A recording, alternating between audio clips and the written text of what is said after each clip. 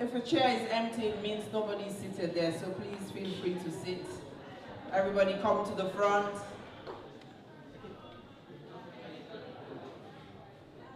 Ladies at the back, can we keep the noise down, please?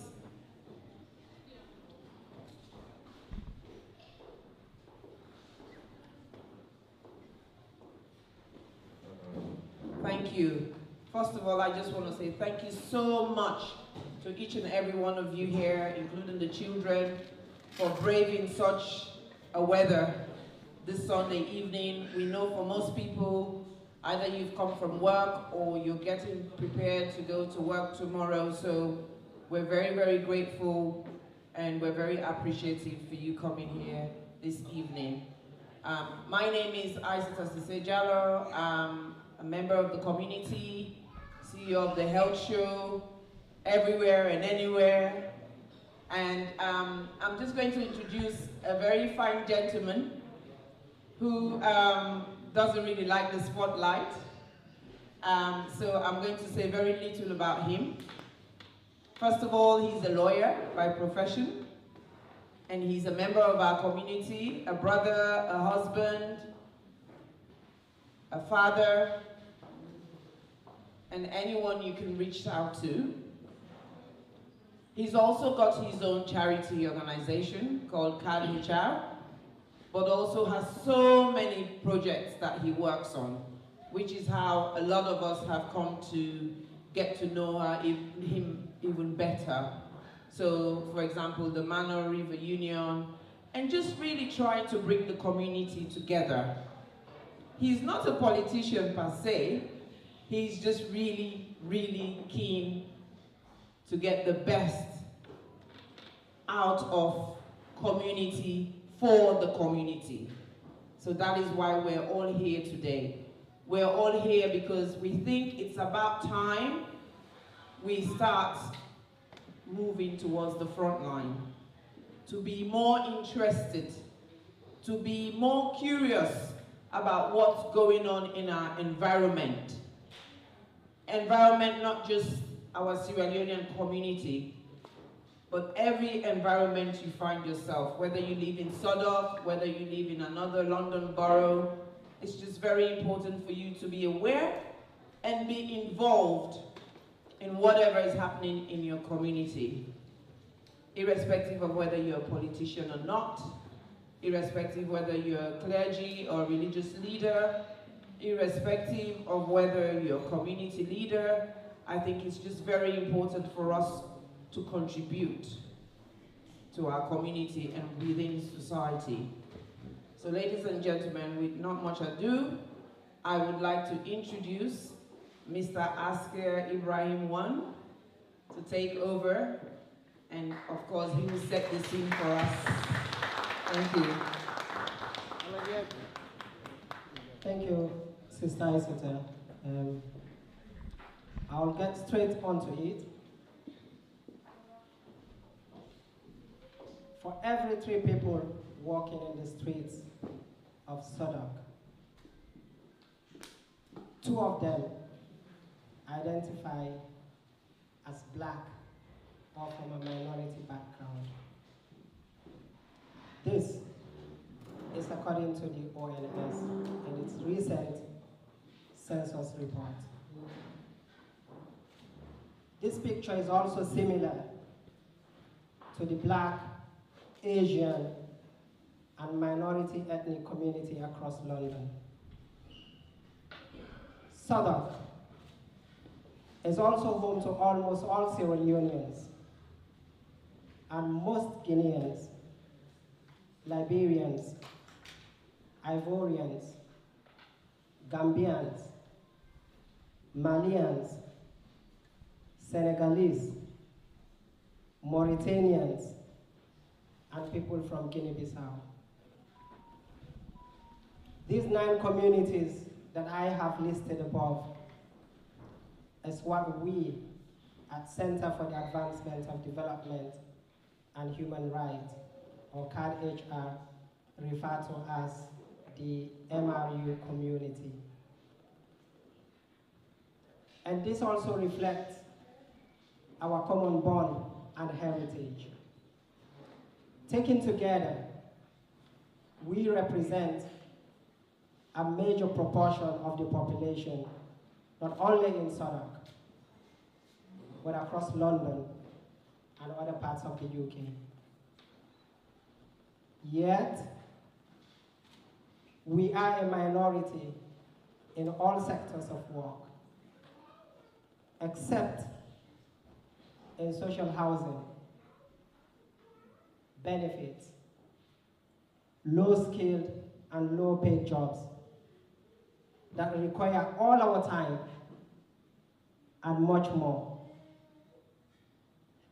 forcing us to work long hours, not spending enough time with our family, and yet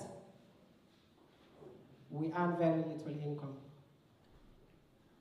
An income that is not enough to cover our bills, pay our rent, or send money back home to support our loved ones. We all came to the UK with specific dreams. Many of us came as well-educated and experienced professionals in various fields with the hope of taking our careers to the next level. Yet, we find ourselves in impossible circumstances that left us with no other option but to settle for odd jobs and hang on to them for as long as possible. After a few years in these jobs, our dreams begin to fade away. And with them, our confidence and hope. As a result, survival becomes our only focus. For those of us from Francophone countries, and for some of us who did not have the opportunity to be educated, we found ourselves in daunting and impossible situations, often not knowing where to begin or who to turn to for guidance and support.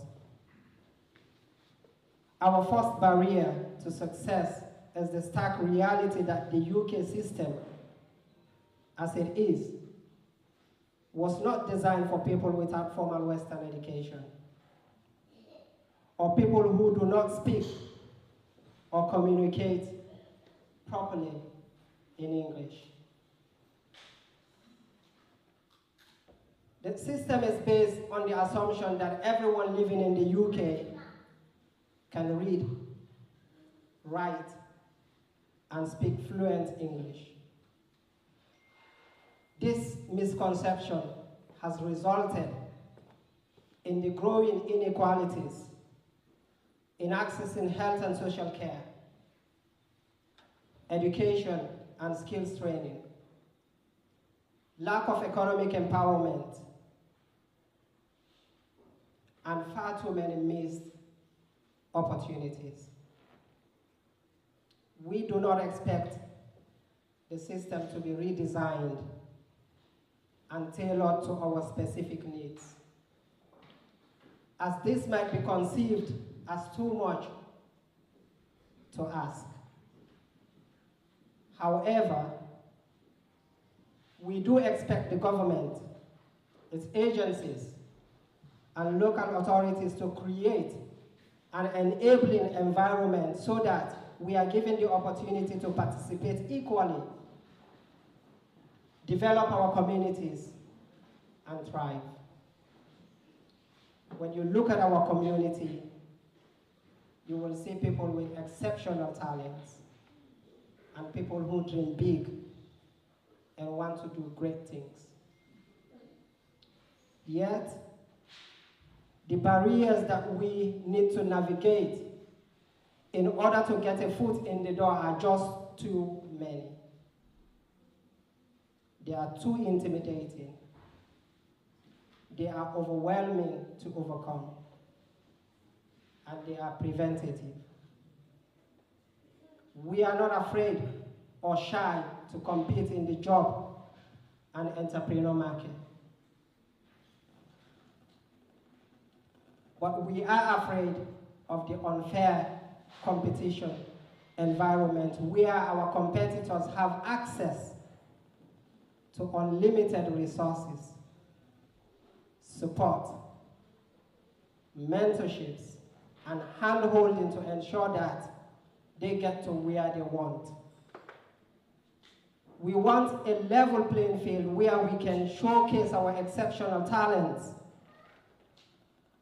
and contribute to the growth of the economy, while at the same time, develop our community. Having the right skills for us to access gainful jobs have always been an insurmountable challenge, as the discrimination and other barriers we face in mainstream training institutions and colleges are enormous.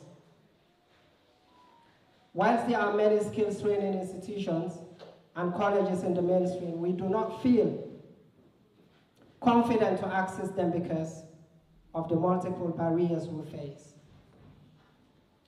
A dedicated college for the MRU community will be one way to empower us socially, economically, and culturally.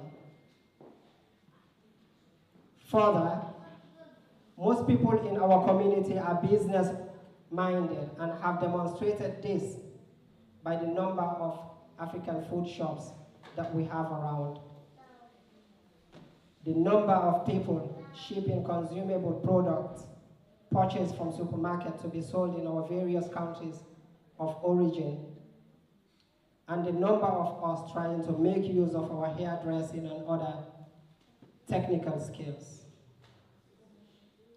However, setting up and running a business in the UK requires access to capital, something that is not available to people in our community, as most of us have poor credit rating and therefore cannot access mainstream funding. We also need time to get our business ideas to the next level. But due to the long hours we have to work to make ends meet, we cannot afford to spend time in developing these innovative business ideas. We also need other resources to develop our business ideas and innovate, such as a quiet workspace with access to internet and other resources. An MRU community enterprise and tech incubator, similar to those owned by other thriving communities across the UK, will surely create another empowering and enabling environment for us. We are aware of the enterprise and tech revolution wave raging across many communities in the UK. And like these communities who have been supported to have theirs, having ours is something that we will welcome and appreciate very much. This part of my talk will remain incomplete if I also do not talk about housing.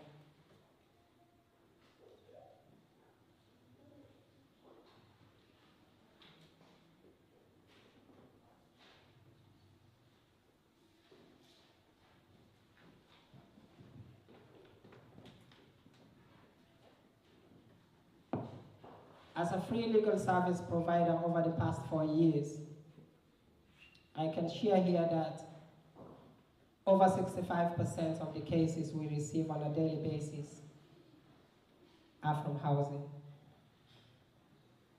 Many of us live in overcrowded and unsanitary housing conditions or temporary accommodations unsuitable for human habitation. While government legislations and related guidance prohibit this from happening, local authorities across the country managed to place this in Band 3 or Band C. Now, being placed in any of these priority bands means you will never get a place. In the course of my work over the past 4 years supporting community members with housing issues, I have seen families in Band 1 or Band A that have waited for over 2 years to get a take it or leave it accommodation. Band 1 or Band A now have 3 subcategories in most boroughs, and is reserved for people who are at the point of death. As a result, a lot of our community members have been rendered homeless in the real sense of the word and or in the legal sense of the word. Yet, they continue to be ignored by their local authorities even after accepting that they are owed a duty. A lot of work is needed in this area as well. Now that I have highlighted the problems and challenges we face as a community and what we could do or what could be done to support us, I want to shift my focus on some of the opportunities that will help us overcome these problems and challenges. Today, we have here with us our sister Miatta Fahnbulleh, who is a typical example of our inseparable common bond and heritage. Her mother is from Sierra Leone. Her father is from Liberia. She was born in Sierra Leone, but grew up in the UK. She is our sister. She has been chosen by the Labour Party to replace Harriet Hammond, who has served our community very well in Peckham and Camberwell for several decades. Peckham and Camberwell is now only Peckham, as Camberwell has been added to Vauxhall. Because she is from us, she understands the problems and challenges we face on a daily basis. She has expressed her willingness to listen to us and work with us for long-standing and sustainable solutions. She will ask us shortly to identify 3 key priority areas that we need her to help us as a community. As community leaders and representatives of very important community organizations, we have invited you here today to help us identify these 3 key priority areas. I want to encourage all of us present here today to think beyond individual needs or the individual needs of the organizations that we represent and look at the bigger picture. Something that we can all share equally and benefit from for the long term.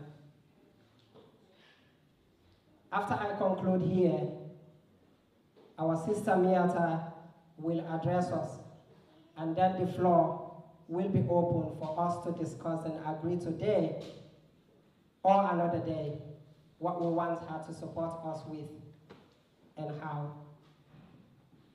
At this point, I want to make a note of caution that our sister will become the MP for Peckham once we win the election next year.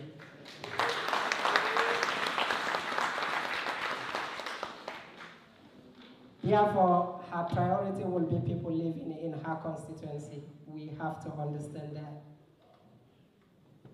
However, as a cohesive community, the success of one of us is also the success of all of us.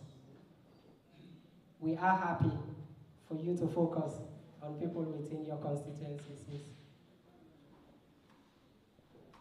Another opportunity we have here today, which will help us make this work, is the fact that now we also have a well-established organization here in the UK that has the capacity and resources and is dedicated to work for us and work with our sister Miatta and any other person or institution to push our community forward.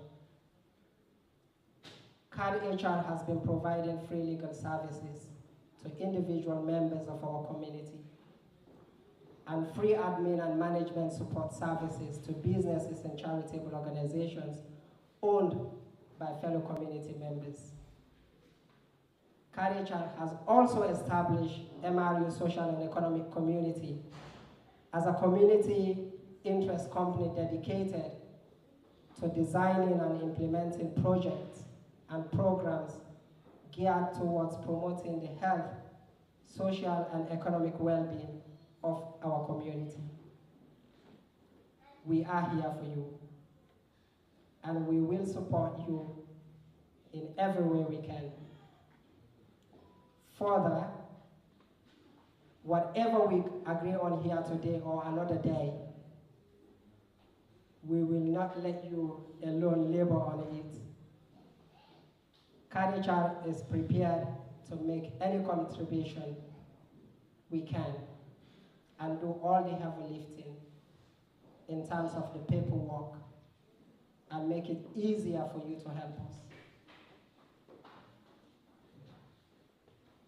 Don't worry, it's coming to an end. The final part of this talk is to remind us that we are not only here to ask our sister for help or to solve our problems. We are also here to show her love and support her through her political journey. First, she needs to be elected. Second, her party needs to win the next general election. Although we know Southwark, including her constituency Peckham, as a safe labor area, but we do not want to be complacent. We need to work very hard with her and join her campaign team to ensure that she and her party wins every election. We need to register as many people as we can for postal voting. We also need to register many people in our community and other communities that we interact with to have voter ID cards and encourage them to be in active politics and vote wherever there is an election.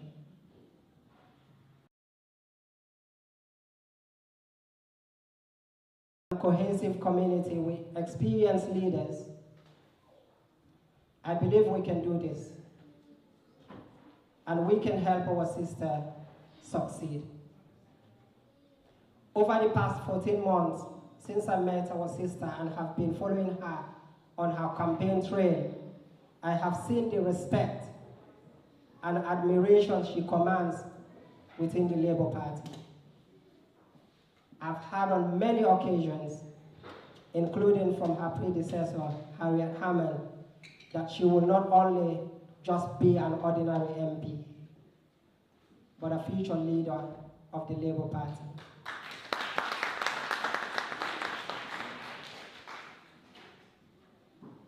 If you look around the room here, you will see people from Birmingham, people from Liverpool, people from Manchester and other places across the UK. We are all here today because we are all capable of helping our sister succeed, whether you live in Peckham or not, but there is something we can do to push the program forward. I want us to declare our unconditional love and loyalty to our sister and pledge to support her all the way and in every step she takes in her political journey. I want to start by declaring my absolute love and loyalty to you, sister, and promise you that I will stand by you all the way and be your foot soldier.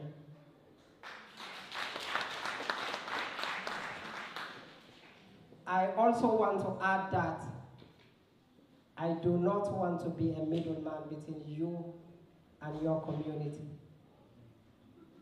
And I don't think there should be a bridge between you and the community. I suggest that you take the baton from here and take the lead in organizing a strong team that coordinates all our support activities with you. There are many people in this room who have knowledge and experience to do this kind of work far better than myself. I am the newest kid on the block with very little experience on how to organize these things. And I should not stand in the way of our able and experienced community leaders and champions. We should find someone here who is more experienced to lead us. And we will give that person all the support she or he needs. And finally, I'm going to end. And before I wrap up, I want to take this opportunity to welcome and thank each and every one of you here today that has taken your time and made it a point of duty to attend this meeting. I want to extend my profound thanks and appreciation to all individual community members, leaders, all organizations, and country community organizations for your continued support. I want to also make a special thanks to the team that supported me in putting this together. I also want to specifically recognize the presence of the Guinean community, the Liberian community, the Salon community, the Guinea-Bissau community, and the Sahel community, representing communities from Mali, Senegal, Gambia, and Mauritania. Good evening, everyone. My name, as Sister Isata said, is Askia Ibrahimwan. I am the founder of CAD HR and MRE community. Thank you all.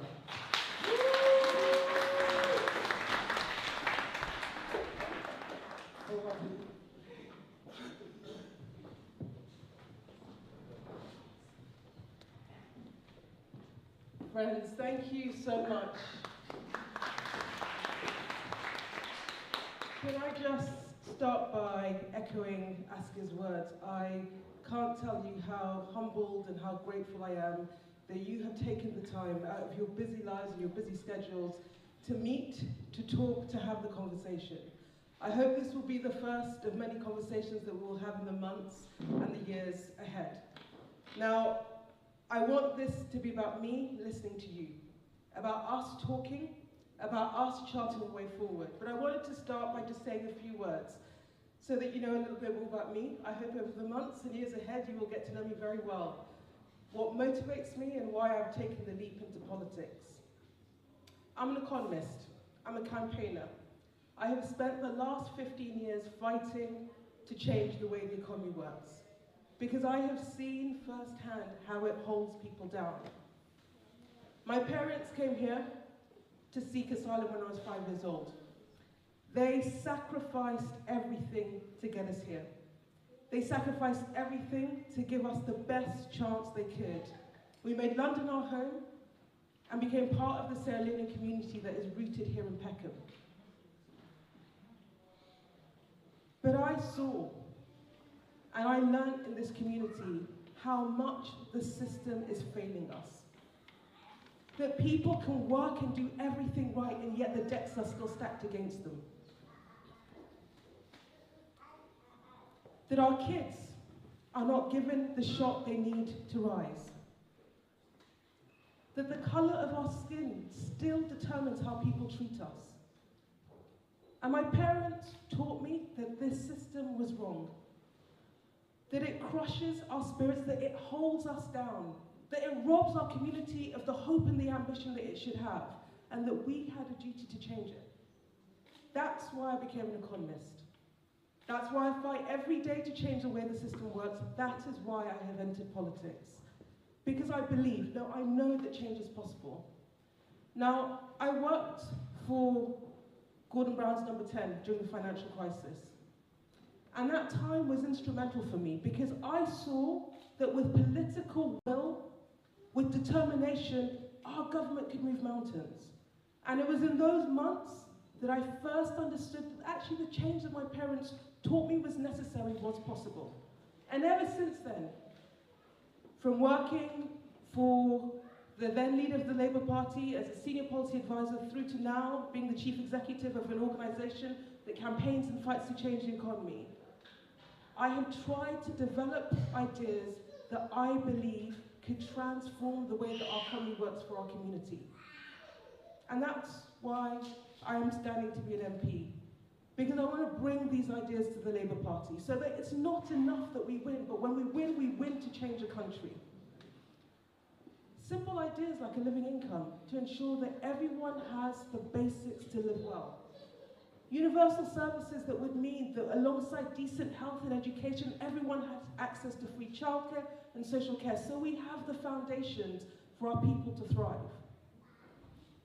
A generation of new social housing that would mean that housing wasn't a nice to have, decent housing wasn't a luxury, but it was a right that we all have as citizens in this country.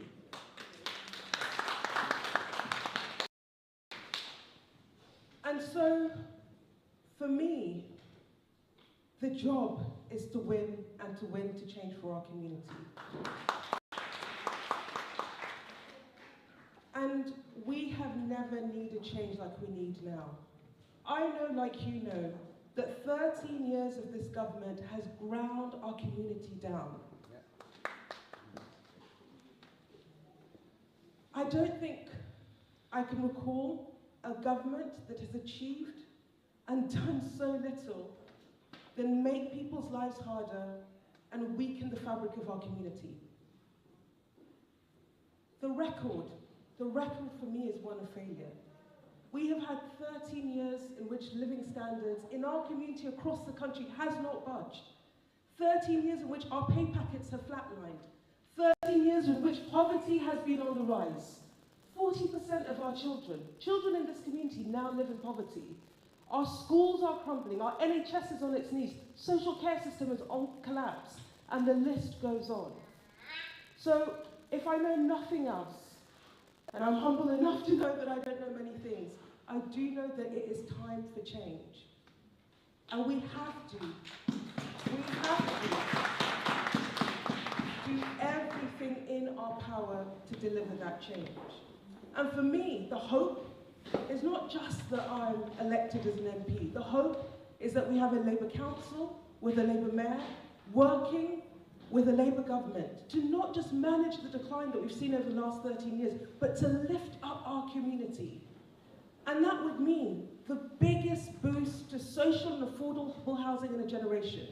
A new deal for workers, which would be the biggest expansion in rights and protections for working people in a generation. Millions lifting out of poverty because we would link the national living wage to the true cost of living so that people have the money in their pockets in order to be able to afford the things to live well.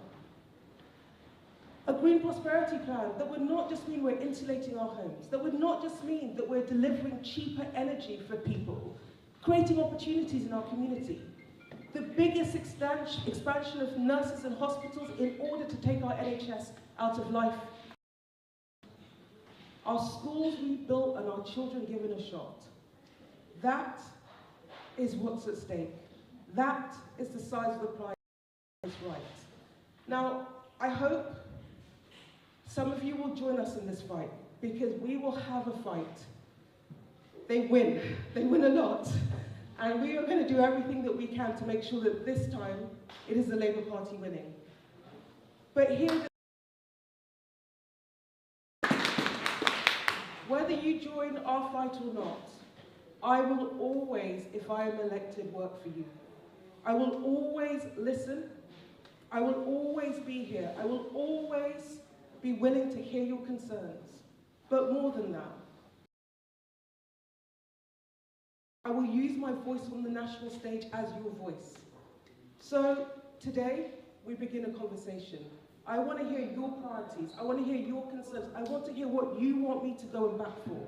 And we start a journey where we decide what it is that needs to change for this community, and we work hand in glove to deliver that change. That is my promise to you. Thank you.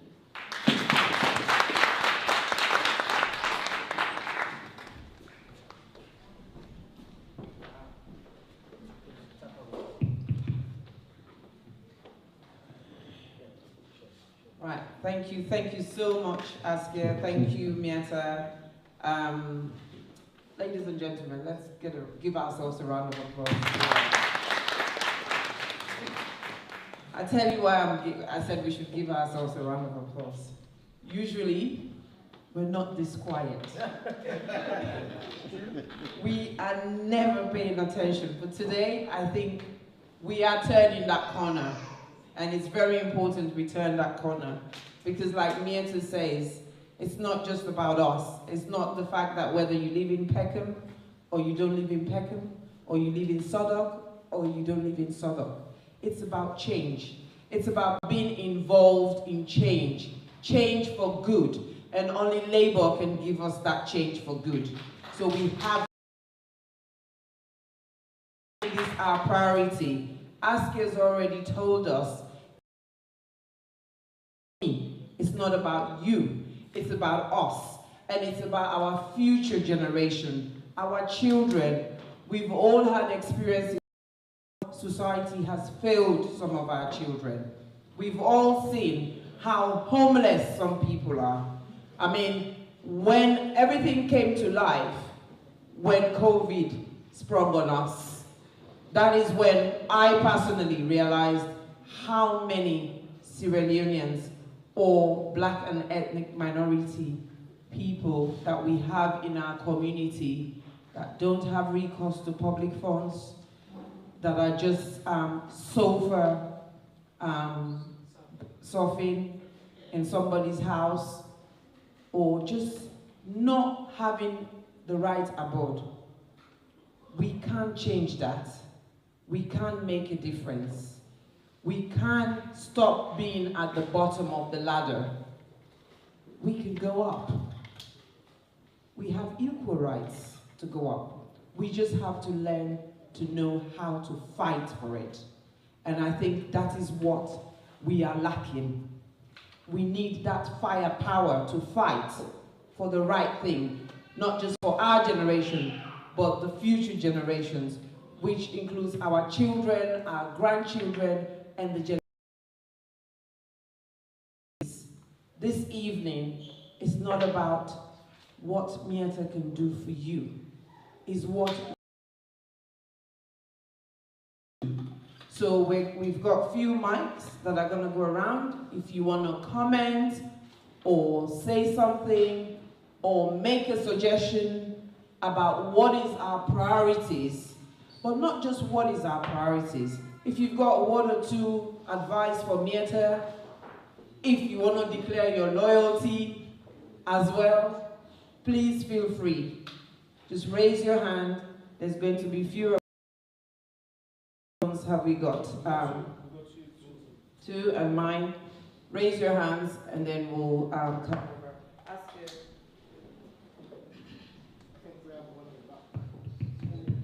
Askia, do you probably want to be taking notes, or are we recording?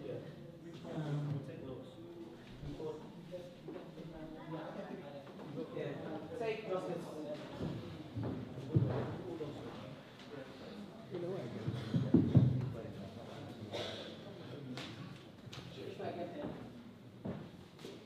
Check 1, 2. This is serious business, very serious business. We're in a bit of a classroom now, and the teacher is going to go around, but this time it's not the teacher teaching you, it's the student teaching the teacher. So we've got one of our Sheikh here who's already raised his hand. I'm going to start with Sheikh Faber.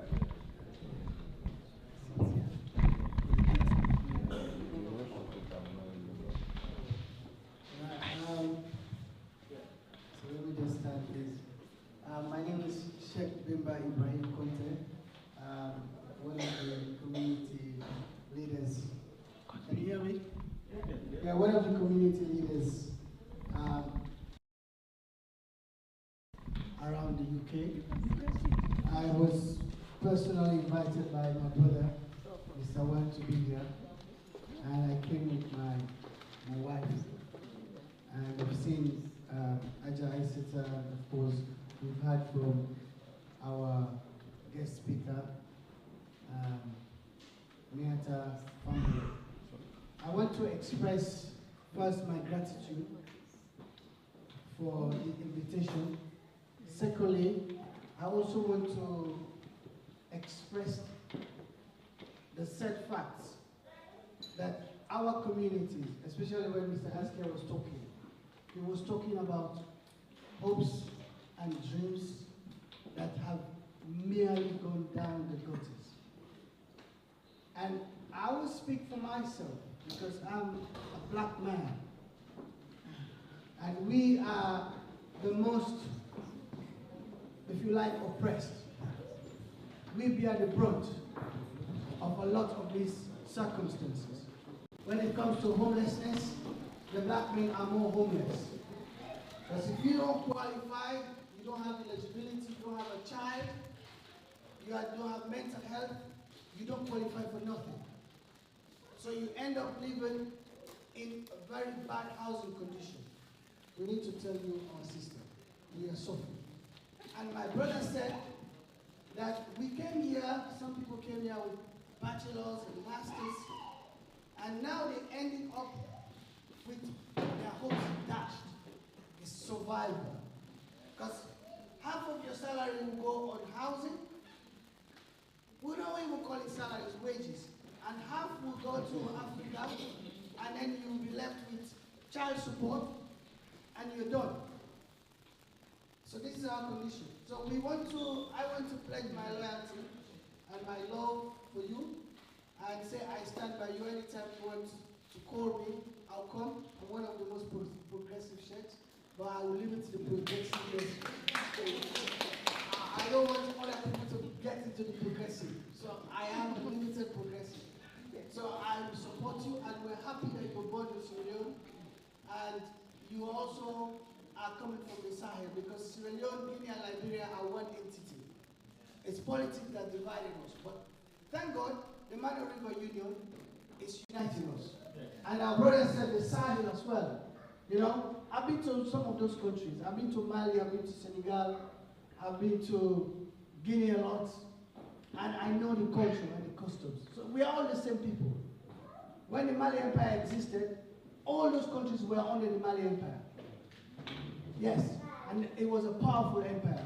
So I don't want to talk too much. I don't want to say, please open your doors, because like Mandela said, when you are climbing the ladder, we are here, you'll be stepping on us. And when you're coming down again, we'll still be here. So don't forget, we will be with you, right? Irrespective of your gender, your this, your that, we are here because you have highlighted the problem very vividly, right? And of course, some people are scared, and this is why we have problems. I've been to meetings. I'm finishing. Now, our people, we like to work 7 to 7. 8 to 8, 9 to 9, 10 to 10. But we need to take time out, please, and come to some of these political meetings, because this is where the changes happen. The councils, they change these laws because they sit down there, there's no black and ethnic minority. So they make the laws, and you're not there. And after 2-3 years, you call, you say, oh, but this was what was happening. So finally, my advice to you, my sister, is to get a strong team around you. Because the king is not bad. The chief is not bad. It's the ministers around the chief and the kings that are wicked. So please, if you know you are genuine, come forward and be part of it. If you're not genuine, then please have excuse. Thank you very much. Thank you to our able progressive sheikh. Now, just as a health warning, only the progressive sheikh is allowed to talk that long. We need to finish here in the next half an hour. So please, let's make it quite quick. I am going to go by order here. So I will just, I know there are 4 people's hands up.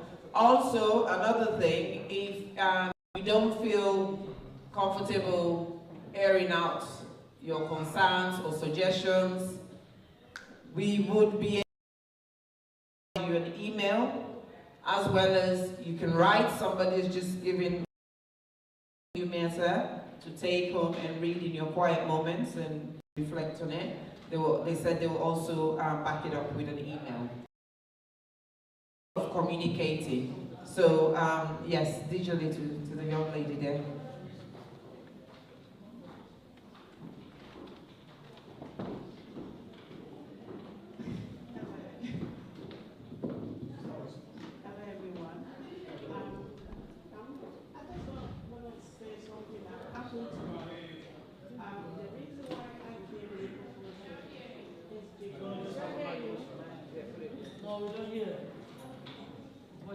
Something that happened to me, like me, the system failed me because of we had a war in my country.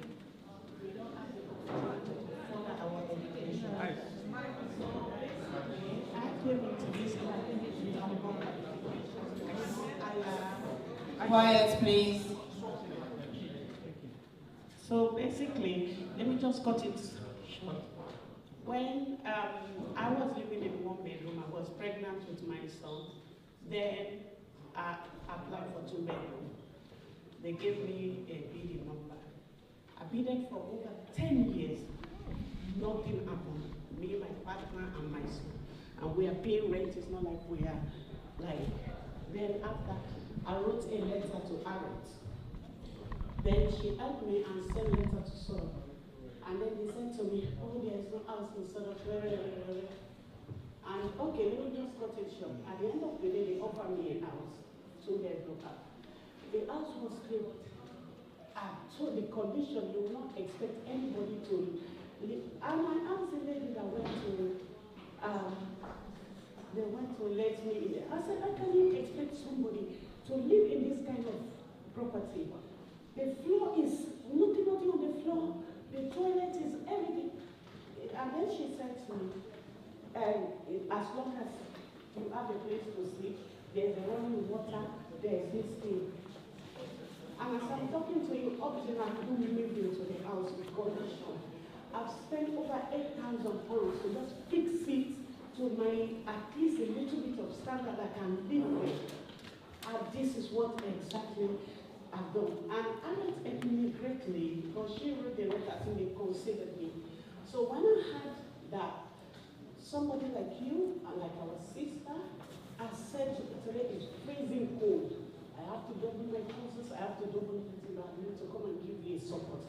The reason why I'm talking like me, because I have a partner that can help me now, we can fix it, but what about people that doesn't have partner? We are suffering, the system is letting us that we don't have anybody to complain to, nobody to cry to. And the second thing is at work, especially people that doesn't have a lot of, they are bullying us at work a lot. So we want you in the future to consider that in the parliament, especially for housing, giving us very, very bad housing, especially for we black people. Because even if you don't want the area, it will force you to stay there because we don't have too much. So that's it. Thank you, Arjani, thank you. And how do we exercise that power? The power starts from here. You have to be part of that change. You have to influence change. Sure. Hello, good evening, everybody. I am Abdul Rahman Al-Ghali, and I just want to express my thanks and appreciation to the entire community for this wonderful opportunity. Because, as we can see, currently we have Hayat Aman, and Hayat Aman has done wonderful things for this community. These are really directing this to you because Aman is not from our race, but our performance has been described as one of the best for this community in terms of every aspect of development in the Stockholm Council. I just want you to tell us, you understand, from the success of Aman, because if you look into this sort of community works in terms of the black people, they will tell you that she has done extremely well. And what are your plans to surpass Aman, being you from our own community? Because this is a wonderful opportunity for the community of Sodok, not only for the community of Sodok, looking at the ethnicity, where you came from your background, and other aspects of developmental trends you intend to take. What can you think you will implement in this community that will surpass what Aman can do? That's the first question. Thank you, Mr. Al-Ghali. Miatta will take note of that, and when she does her summarizing, she'll probably address that. 1 second. I've got 2 people ahead of you. Good evening, ladies and gentlemen. I'm not used to speaking gatherings like this, but I'm going to try my best to do as much as I can. I belong to an organization called Sporting Veterans. It has existed for about 19 years. We bring Sierra Leonean kids together to take them away from night crime and everything. So we play football every Sunday. But my question here today is that the immigration department is a bit racist against us, because we are talking about taking opportunities from our kids here, but they're actually taking opportunities from us parents as well. Because I got my papers through my son, and now to renew my paper, I have to save £140 for 30 months, which is equal to 4,200 just to renew every 2.5 years. And whilst a European citizen is renewing for just £200, so it's not an equal playing field for us. And they use people like us, black and brown people, to do laws, to pass laws like this. Somebody like Priti Patel, after COVID, when no one had money, the NHS fee, it went up from £550 to £1,550, which is almost 200%. So that's not fair on us. And they used another one. Government came in again. So they're always using people who look like us to pass draconian laws like this. So, like now, I would love to support Labour, but as a black man and a Muslim, I am at a disadvantage here. I will not land without talking about the crisis going on right now in the world. I am not pro-Palestine, no pro-Israel, but I'm pro-humanity. So we have to, I would love to vote for you, but I have to know that you will not dance to you will not dance to the tune of the government because it supports the interest of the government. You have to dance to what's real and what the people are actually talking about. Because you can see 300,000 people going out in the street. They are white, black, Asian, everyone telling them to cease fire. And the government is not listening to us. So, with that being said, I just want to know that you will not just dance to the international policy, you will dance to the tune of the people who actually put you in there, and you will represent us well. Thank you very much. Thank you. Thank you. I'm right here.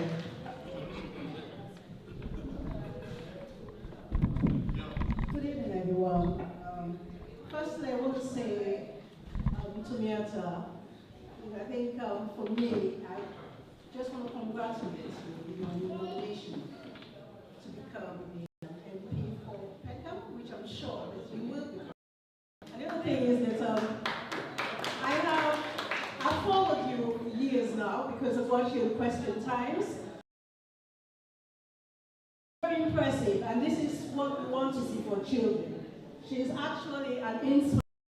It tells you that regardless of where you're from, regardless what background you are from, if you really want to make it, if you really, we know the fire in the stomach to come, to come out, to be the, especially for a woman, a black woman, to be the woman that will lead, not only lead, but lead by example, the positive example for others as well.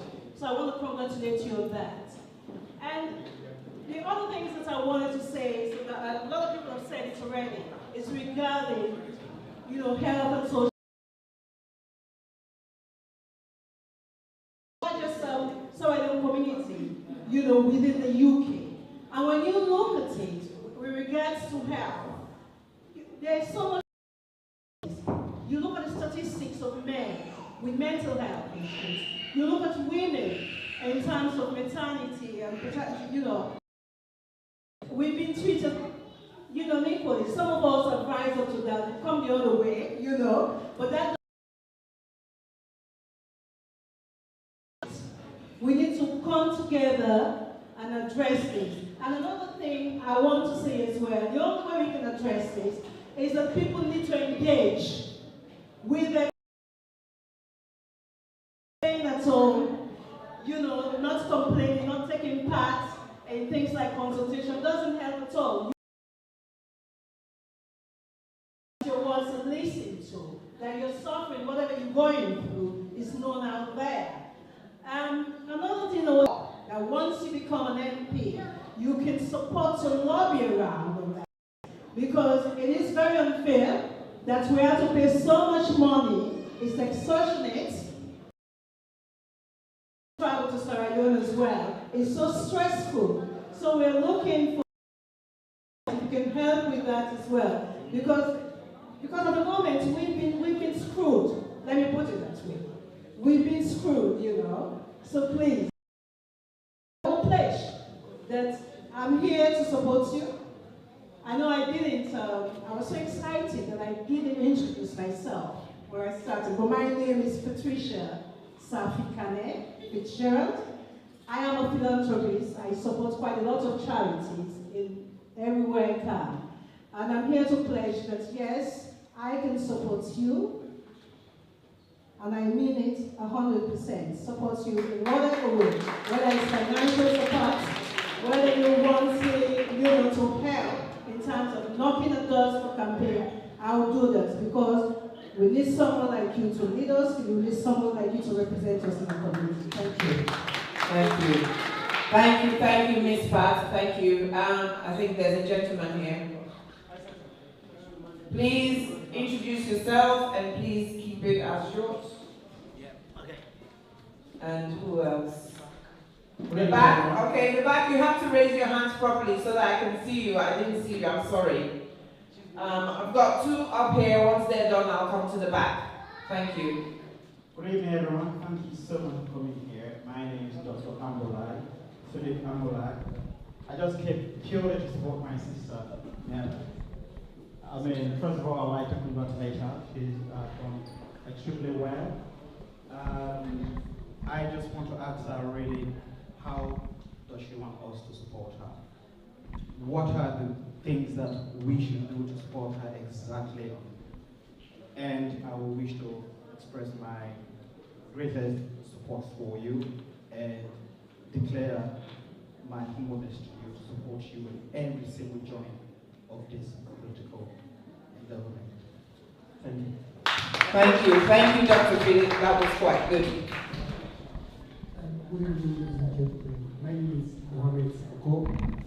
I'm representing Sporting Veterans. I'm here this evening to represent Sporting Veterans, as I said. First of all, I want to appreciate Mr. Wan. He spoke everything. Mr. Wan did everything for us. Exactly, it spoke my mind. Exactly what I want to say. Categorize everything, itemize everything. Let us do this among Thank you so much for the speech. Well digested.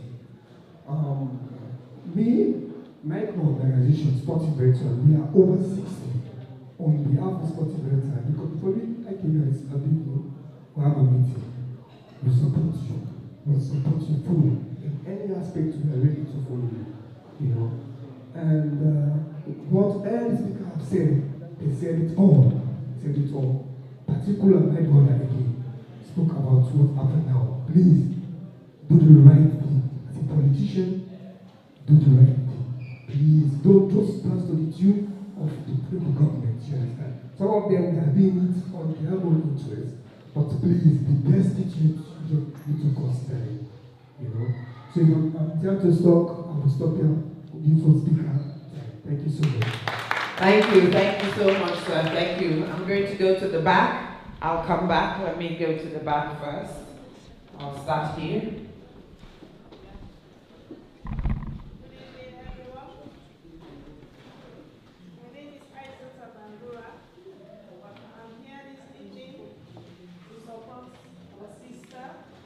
I was informed about this meeting by Isaac and Lack, and told her the last time to add me to their campaign team. So when she informed me about the meeting, I said, okay, I'll be available to come to participate. I'm very pleased to be here, Miatta. I met you at the Stoddard event the last time I met. I am one of the community health ambassadors in Stoddard. I'm here this evening to encourage our people, because Miatta become an MP.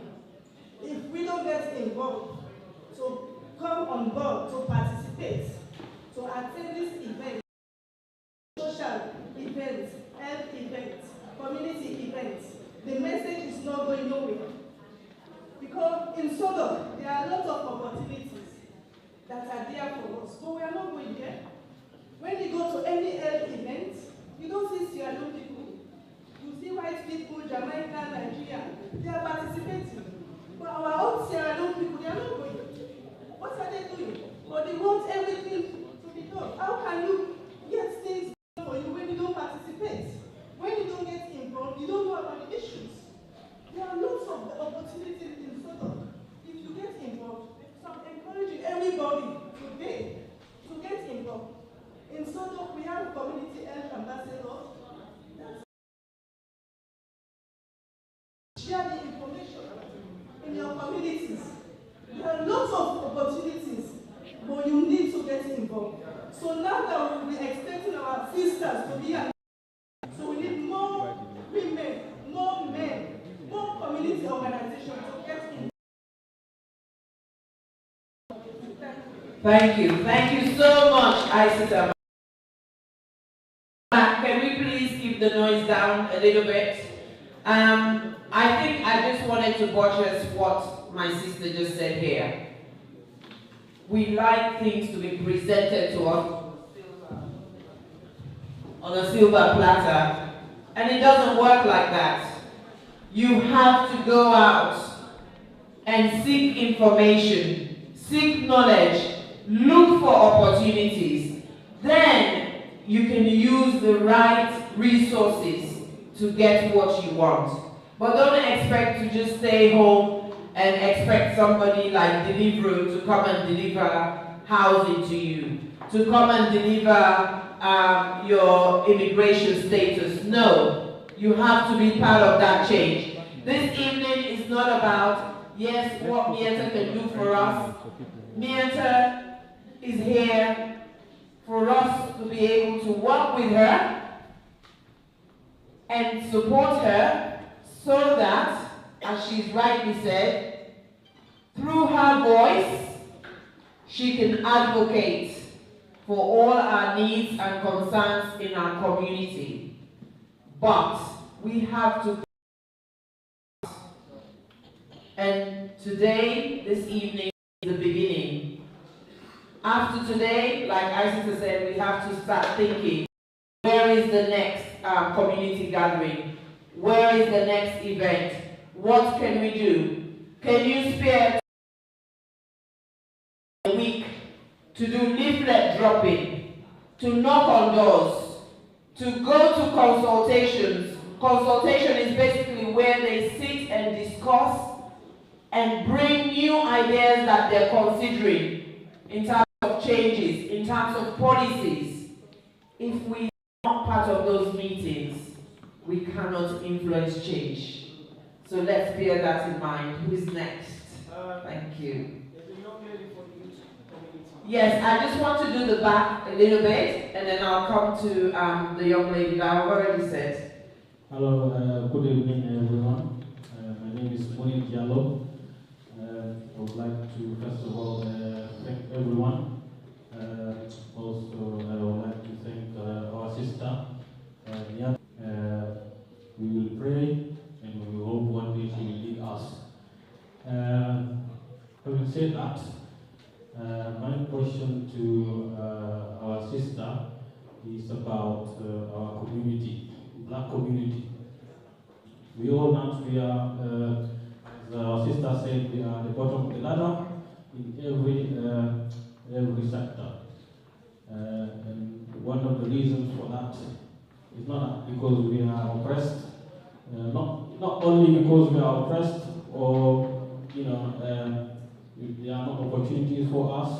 I think we are not well educated, we are not involved in entrepreneurship or in science. So I would like to ask Sister what's her politics, what can she do for the Black community in order to get the Black community educated, more graduates, more Black people involved in entrepreneurship. So that's the only way we can get out of this mess we are in. There's no other way. So that's my question. Thank you, and I wish you all every success. Thank you. Thank you.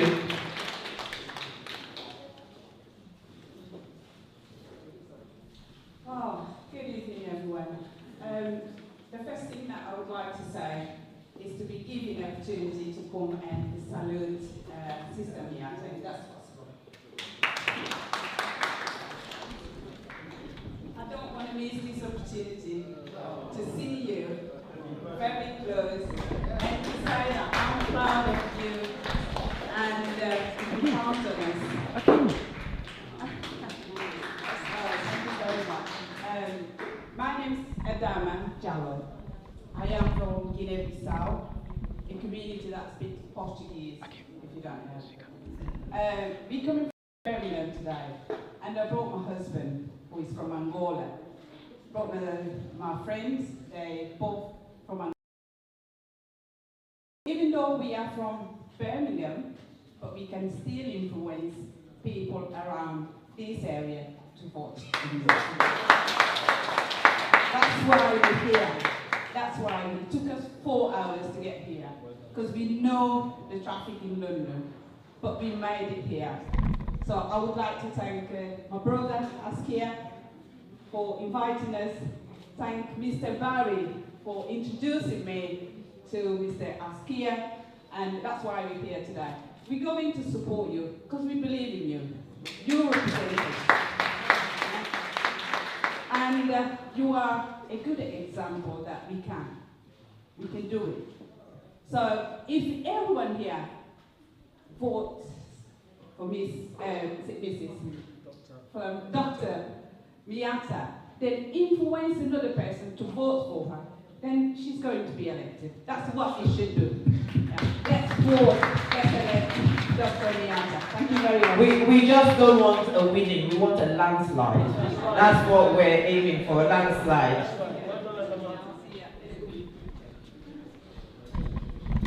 Good evening, everyone. My name is Pinas, and I just want to say congratulations to you. Me seeing you standing up there talking to us as a female, like all you talk about you make my body rise, like you inspired me. But as a young woman sitting here looking at you, inspired me to be someone like you, or even more than you. Like, I like taking you a higher position. So what I want to say, there is two things that I want to say, like our sister said here about the housing issue. I'm an auntie to 6 beautiful pumpkins. I always call them pumpkins. And since I came to this country, my sister has been bidding for her because she got 8 kids living in a 3-bedroom apartment, and she's been bidding and bidding and bidding up to this point I'm talking right now. Still, they haven't rehoused them. And you know, children need their space as well. And our children, all of them have their TV shows, what kind of things they want to watch. They always fight. Oh, it's only one TV, 1 bedroom. And it's very, very depressing for the children as well as the parents as well. Because you want to help your children, you want to see them happy. But how can you do that when the environment is not even comfortable for the children? And the other thing that I want to say, I'm not sure, but in my own observation, I haven't seen like loads of youth centers in Southwark. There is not much youth center where children can go and have, you know, their own time and do things they love to do, maybe after school. The only thing they have maybe in their school environment. And sometimes they don't want to stay there because they go like from 8 to 4, and they get bored, they want to teacher. And I'll tell you this, I give you my vote, I give you my 100% support. If you need my support to channel that youth center, I'll be there for you. Just call me, I'll be there to channel that for you.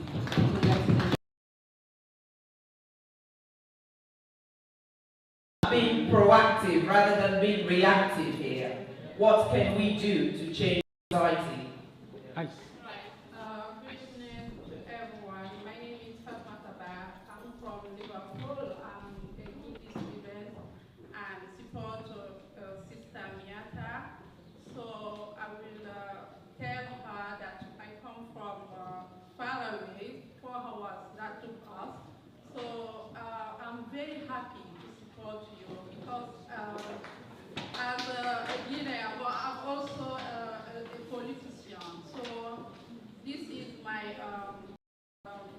Objective is my also. So I will, as a Guinean, I feel coming from our country with a lot of experience and degrees, but it's different. And I have to restart to start very hard to get on. What could you help that kind of people coming to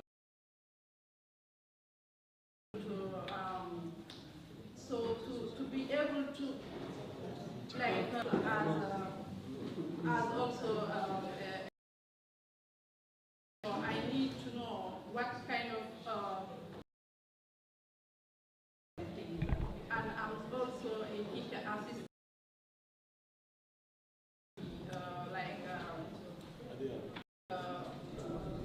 Someone who's gonna more in our community, but I'm just trying, you know. It's so hard, but I appreciate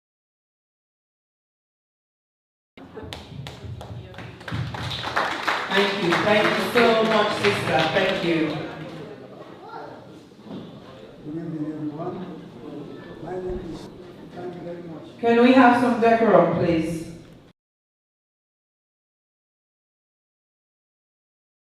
It's a suggestion for you maybe to take on board.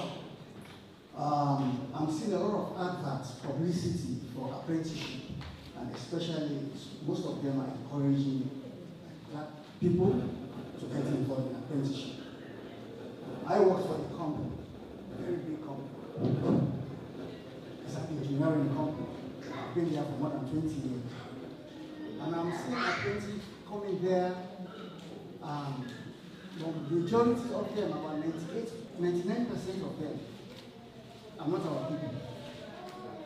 So I want to know what is happening, because it's too much advert encouraging black people to go into apprenticeship. I don't know about other companies. This I'm just talking about my company. It's over 1,000 workforce. Maybe, but I'm not seeing black people. So maybe you can take it on board and see what the problem is. Thank you. Thank you. Thank you, sir. I'm going to just comment before I give, because I think it's very interesting what the gentleman is saying. But as I said, we also have to be proactive. I've been at my current job for 17 years. And when I walked into the doors of my current job, there was only 2 black people there, with an organization that staffed over 250. I was the 3rd black person there. I looked around and I didn't like what I saw. And I decided to be part of that change. 17 years later, I'm Director of Patient Services. I make the decisions. I say the final say on policies. So I attend executive board meetings. I contribute to strategic planning, growth strategy, governance. So we have to be part of that change. We have to see what us as individuals can do. Today, the workforce of that organization in terms of BAME sprung from 6% to 27%. And I can proudly say I'm very instrumental in that. I didn't recruit my friend, my cousin, my auntie, no.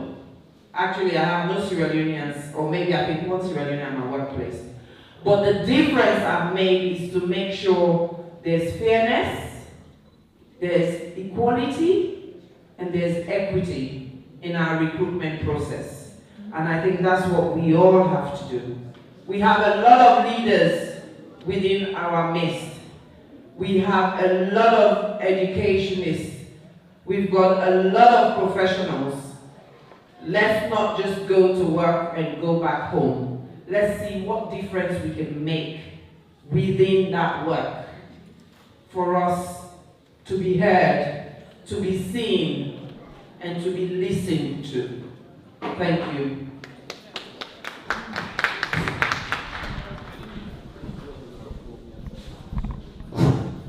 Good evening, ladies and gentlemen. My name is Osman Timbo. I'm here to represent an organization, an association called COSA, which is Kenima All Student Association. First of all, I would like to congratulate our sister Miatta. Thank you very much for going up to this level. And my organization has asked me to give whatever support you require. We appreciate you and we thank you for everything. It's a quick one. I want to say to Sister Miatta, because a lot of people have been asking questions, what can you do? We know that you alone cannot resolve the problem. We have to work collectively as a team.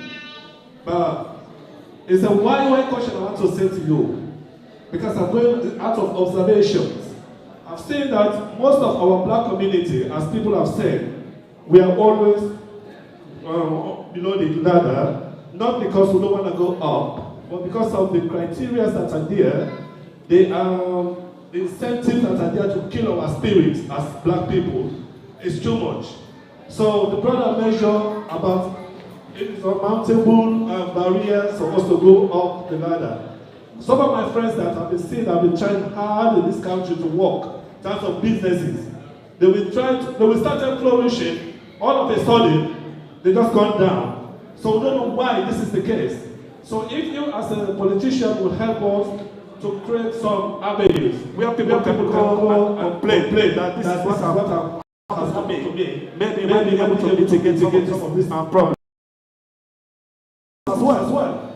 There's choice here, but for us to have the opportunity to utilize choices, it's very limited. So those are the things I want to say to you. The why questions are there. Please create an avenue where people can come around and express themselves. Lastly, people are saying that the black community, we are not maybe educated, all that kind of stuff. I don't think that is the case. Because our confidence has been destroyed at an early stage when it comes to. If I go there to setting or to compete, a white man or another person, sorry for using the word white man, another person or there and get it easily. But you as a black person, immediately started talking, or they said, look at, hear his accent. That's why they started putting you up. So please, we need something has to be done in order for get rid of it. If I reach you, I will say thank you and I will love you. Thank you very much, Sister Miatta. Thank you, sir. Thank you. Good evening, everyone. My name is Number Choice. I'm representing Veteran Football Club. And what I want to say here, I think that I want to shift the goalpost a little bit because as a community, we just need to come together and give our able listener the support that she needs. Saying that, most of the things that we are talking about in our community, we as a community, we don't even try to make the moves. So reach out to the people that are supposed to give us the opportunity, but we just sit down there like someone said, we just want everything to be prepared, presented and then at the same time put them in front of them. That's all what they want, but we don't try to chat, do the access and all those things, then we can be able to know exactly which direction we are going. Yeah, that's one of the things. Secondly, Veteran Football Club, we as a football club, we formed this particular football organization. Why we call it Veteran? Because it's over 35. We decided to create an avenue where we can meet every Sunday to play football and discuss after a long walk. Because some of we work Monday to Friday, you understand? We don't have anywhere to go or nowhere to discuss anything. But coming to the football every Sunday is a place of therapy where we can discuss, you understand? Share ideas and knowledge so that at least we can able to take those knowledge home in our workplace in terms of getting better in things that we are doing, because it's so stressful just working Monday to Friday and then you don't get the opportunity to discuss anything. So that's why we create a Veteran Football Club. And in the same Veteran Football Club, we are looking in a means of way whereby we can help the young kids in the street to get them off the street. And then work aligned with way whereby we can discuss with them things that they can lead them to the right way. You know, it's not easy, but some of these supports, we actually raise the fund to support all those things that we do on a normal basis. You know, and the problem that we got currently is the pitch that we are playing football. So some of we in Sodok, we don't have access to play football in most of the constructive pitch. So we have to play somewhere else where some of these pitch are not good enough for us. And at the same time, we got so much injuries that we are facing on a normal basis, which is not good for us, because if you go off work, there is no one to pay your bill. So they were kindly asked for that opportunity to come to us, whereby we can get access to a football pitch, and whereby we can encourage those kids to come and play with us and then show them the right path. But the only way we can get this done is to give you the support that you need so that Labour will come back to power. So we as a community come together because we are asking of all these things. Yeah, but how we can get all these things for us to come together, give her the support that she needs so that Labour can attain and discuss so many of those things. Then, finally, Mr. Asa mentioned something. Whatever you are creating, or you are creating an able body to reach out to the community, please let there be transparency. Because we create a low pattern. Like Sabi, you are not Sabi. You understand? Let be a body of transparency whereby we can be able to get access and opportunity to it. It's not like something that we have to go and we have to struggle ourselves to see you or either to get one-to-one communication with you. That's why we have to put that barrier aside. Let's get an able body that can be very transparent, that we can be able to discuss and get everything right. Rather than just depend on that body that if we don't talk to that body, we can't have opportunity. No, that to happen in our community anymore. We have to move forward. So we're going to give you the support as a veteran. Anytime, any day, if you call upon veteran, we are here to support you. Thank you and God bless you. On that matter of transparency, one thing that is a big, all politicians, MPs, councillors, all hold surgery. It is up to you to be you know the world you're in, or you to see your member of parliament or your councillor. So there is no middleman. The only middleman is between you and the appointment. So that you have to be proactive about.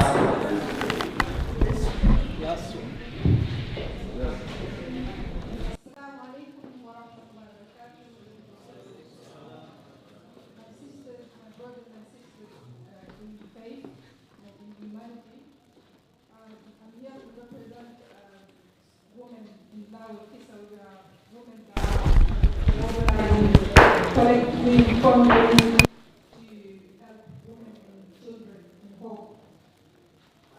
I'm here to congratulate Sister first. We are very proud of you, and our children, we want our children to look up to you. So I want to know, what can we do as individuals or more so our children will be part of these kind of things, and our children will stop, the government will stop taking our children from their parents. We want our children to be part of this community, to be the kids, they are the kids, and they take from their parents. What can we do to stop this? And how can we stop language barriers? These language barriers make it a big problem around the community. When you come in the office and you can't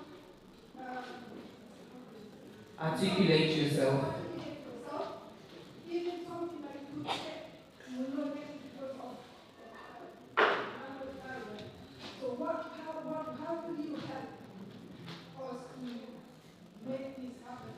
Be together, work together, so the women will have the enough resources to look after their children, so somebody else will not look after your own child that you gave birth. I don't like something much because I'm a bit nervous. I want to thank you for being here and Thank you, sister. So I'm going to take 3 more, and we would let Miatta respond. Now she's not going to have the answer to all of what we're asking or what we've said. So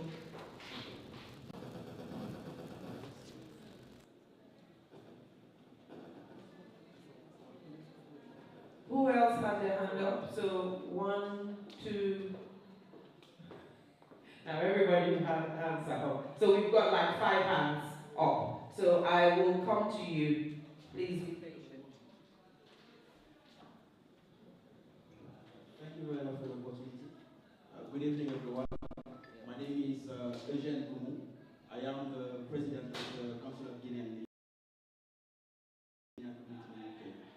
I didn't want to be. I could have easily come and gone discreetly. I've been for a while.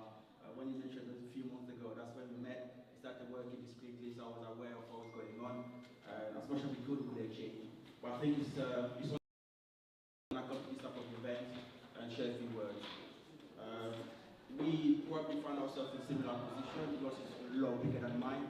will listen to people, and I will let the community address their issues to me directly. What I will say, however, on my side, will be few suggestions, and I'll make them in 3 points. The first one, I think people have brushed on it, is we have this idea of politics, where politics is people want thing from you, they come and promise you everything. When they get in place, forget about it, this is a promise. People have said, be yourself. I think we listen to you, see the conviction, see the honesty, carry that on. When you get elected, please carry that on. The second thing is, we as a community, we see people like you, Dr. Miatta, you inspire most of these young people among ourselves, and not just young and older. We see you in a position where people feel like we want to be there, we want to contribute. We've seen the example from different communities and what they do. We want to bring more people in this position. So I'd say, when you're there, stay close to that community, start putting structures in place to encourage more young people to put themselves in that position. Decisions are made in politics, not just in businesses. So we have business people, we have entrepreneurs, but we don't have people in decision-making position. So put stuff in place, encourage, stay in the community, so we can structure all those in place. And the last thing, and not least, I think my brother Askia said that earlier, they've already put things in place. He's got a structure that is doing an amazing work, and I've read some of those ideas that they have in place. When I look at it, I'm like, this is everything I've been promised in my community, and it's all there. So again, let's encourage it. This will probably go to the rest of the community as well. Let's all come together. We have all our different structures, different organizations, different objectives and goals. Carry on doing our work. However, let's come to a focal point. Let's bring all those energies together, and I'm sure we'll get better outcomes. Thank you very much. Thanks for the opportunity. Best of luck. Congratulations. Thank you. Thank you so much. Good evening, everybody. My name is Papani Kamara. I represent a very little charitable organization of all students called OSA. I was in Peckham about 15 years ago under Harriet Hammond. She really set that standard very high. Ladies and gentlemen, our coming MP have a fight, because what I saw coming down to Peckham, she really has a fight in her, and we must rally round, because Peckham is a labor heartland, and we must make sure it doesn't go anywhere. But believe you me, I saw a very different Peckham, swamped by other races. I don't want to call white or whatever. So we have our fight. So we are going to support you, and where I am is another label, Eric and Davisman. And we'll make sure it's a label wherever we go. So, having said that, I would end here by saying most of my communication, like Abina Kupon, I do it online. And I have an email, we communicate. So I believe I will need an email for me to be communicating as well. Thank you. Thank you.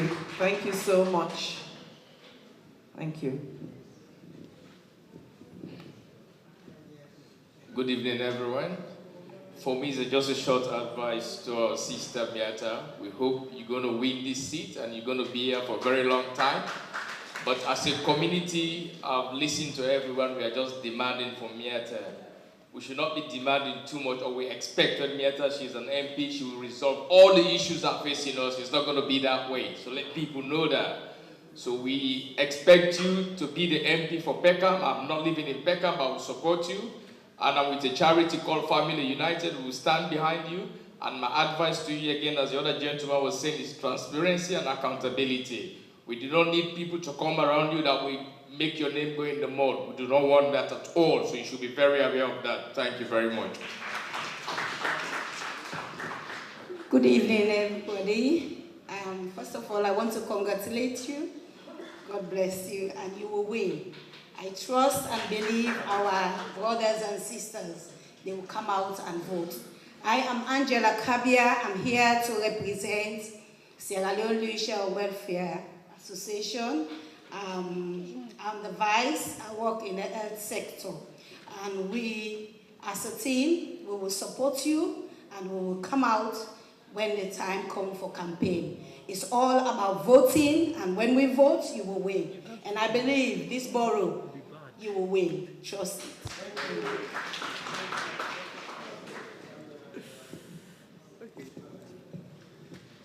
Assalamu alaikum wa rahmatullahi. Peace be unto you all. I'm Fatima Tusila. I'm representing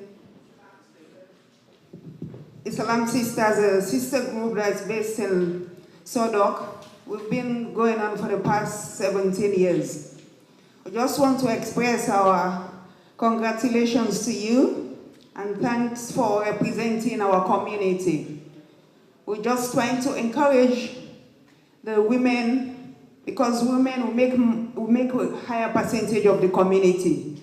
As head of a sisters group, heading the Salam Sisters, we women, we have to make a change. If we want change to happen, let's don't just focus on working 12 or 15 hours a day. At least let's make time to attend where we have meetings, consultations. Let us try and be represented. We are involved in policy making, because most times these decisions that are taken on behalf of us, they don't consult us, majority of the times. But if we are involved, as our sister Isita was saying, and Isita Sise Jallo as well, we have to be part of the consultations of these meetings, make time to be there and be represented. As we are heading our homes, taking care of our homes, we know what are the policies that are affecting us as women, as wives, as community leaders. So let's try and be part of those decision making and know when these consultations have been held, and so that we are being represented and the decision will not be taken for us, but will be taken with us involved in it. I thank you all once more again, and congratulations to you, Sister Fahnbulleh. Thank you, and thanks for Mr. Wan for inviting us. Thank you, and we'll give our support where needed. Thank you. Assalamu alaikum, everyone. My name is Umuba. First of all, I want to say thank you to Mr. Wan for inviting us here, and a big congratulations to Miatta for your nomination. We are a group of 30 ladies, very strong ladies. We are behind you 100%, and we are ready to support you. The name of our group is Portal Fiala. Our information is with Mr. Wan. Anytime you need us, we'll come behind you and we'll support 100%. Thank you, everybody. Thank you.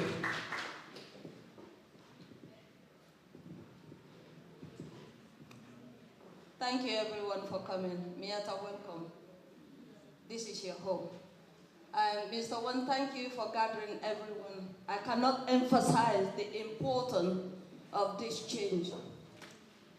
Some people will sit there and just think about themselves, like, I need a house, I need this, I need that. They know where to go. They can read, they can write.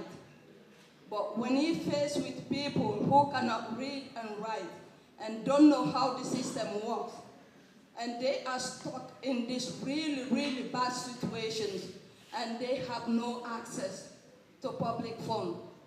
And those are the things we see on a daily basis. Those are the things I deal with on a daily basis. For the past 2 years, I have seen the magnitude of this problem in our community. And that change, I cannot emphasize how much we need it. And out there, we have not got any representation. Whenever I call to make referrals, we are lost. We are not represented. Our needs, they haven't tailored for our needs. Their research doesn't involve our community. Therefore, they haven't put anything in place to support us. That change, we need it. When I say we need it, I mean it. We really, really need it. We need to refer there and get our voice out there and get our people to get the support they need. And that is the challenge we are facing right now. I feel like we are lost in this community. I feel like we're not even here. Because they don't know about us. They have not prepared for our needs. And therefore, there's no provision. So please, Miatta, I pray you succeed, because that change, we have to do that. Someone has to do it. And many are called, few are chosen. If we are the few that has been chosen, and you lead that change, we will support you. But we need that change. Thank you. Thank you so much, Adama. Thank you. Thank you. The chair of Madingo Union, do you want to say something? Thank you. My sister, you just put me on the spot now. I'm so hot. Well, you're from a very large organization in this community. I think it's very important for people to recognize your presence here, our presence here. Okay, thank you. All I want to say, I think everybody have said, touch everything I want to touch on. All I want to say is we can come, see things like this in meetings, everybody express, but I think they said action speaks louder than words.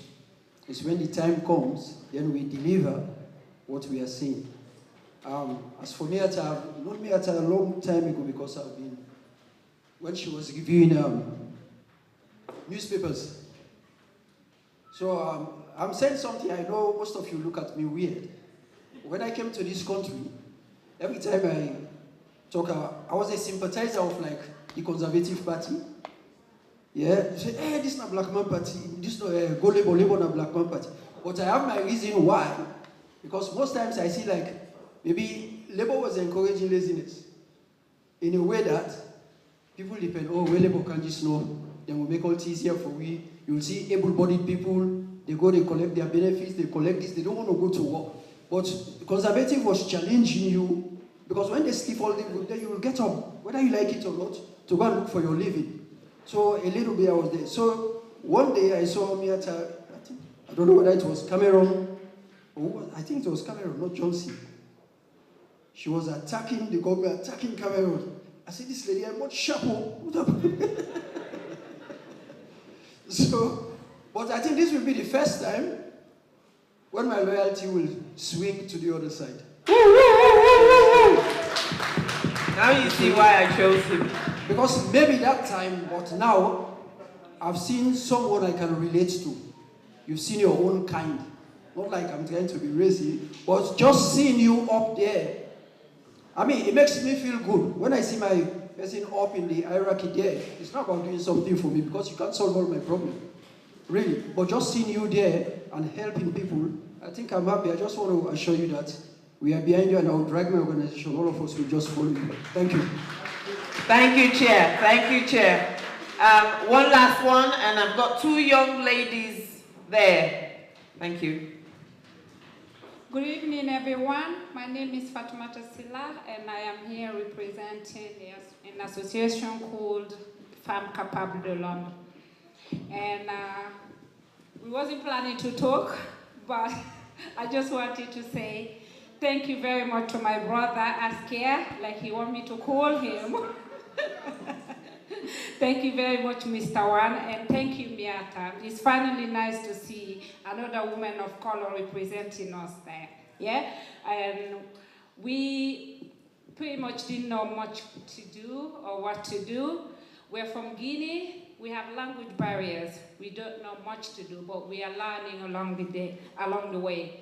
Thank you to my brother that has been coaching me for the past, I don't know how many years now since I've known him. So thank you so much for having us. Thank you for organizing this.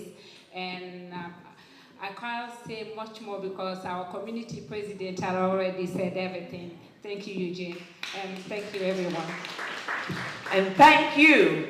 So we're going to switch now to the young generation.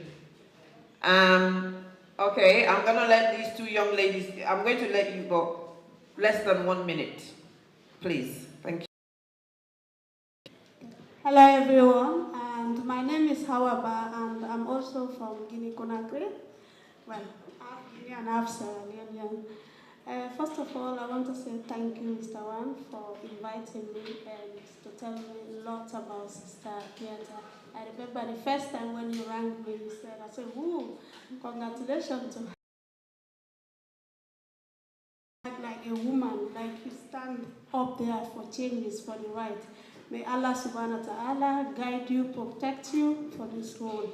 And you have, yes, because anything is what Allah subhanahu wa ta'ala says. We have to ask prayer from Him to guide you. And I'm the founder of Hawadal Peaceful Mind. I live in Leeds.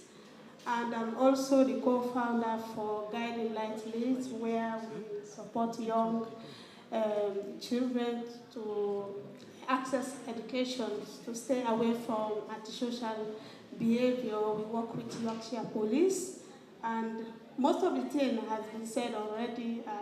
My president from the beginning, thank you, Mr. Agent. I didn't know you were here. Out there about the education. For free university like Scotland, we have a lot of people there.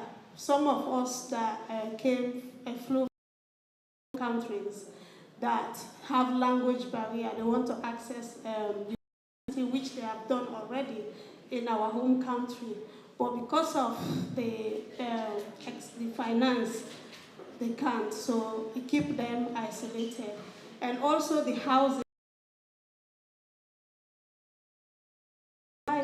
In my organization that is homeless, all fighting hard for her to have accommodation. Unbelievable. It's a nice. You can do something. I hope, because you can do something in that area. And also the migration issue as well. Like, you know, recently they introduced this DLR, discussion money to renew. Can you imagine, like, someone who have like 5 children, each person you have to pay up to 3,000 and some 3,600. So if you have 5 children, how much you gonna pay? So if something. So much, Howard. Thank you. Thank you. Good evening, everyone. I'm Khadija Tsuba. I'm part of KDHR, and Mr. Wan has done all the talking for me. I just want to congratulate you, sister. I believe you are the change. I got a political background, but I'm not a public speaker. You are the change we have been looking for, and I'm here to support you 100%. Thank you. So now we're going to have the future. We've talked about the now, the present, now it's the future. They've also got something to say. Hi everyone, my name is Iba Fatima Wan. And my name is Hayatu. I just wanted to say, tell you good job, Dr. Miatta. But I also wanted to say, on behalf of all the children, if our parents vote for you, how will you protect us?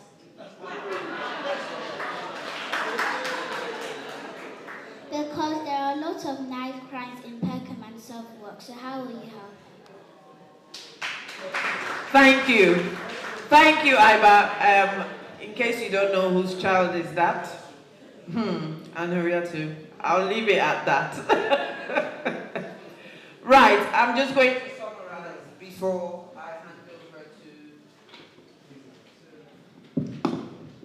before I hand over to Miatta. I think we've heard about social injustice. We've heard about inequality. We've heard about issues around language barriers. We've heard about resources. We've heard about lack of opportunity. We've heard about immigration. But for me, what is most important that us, the parents and adults, didn't talk about is the knife crime.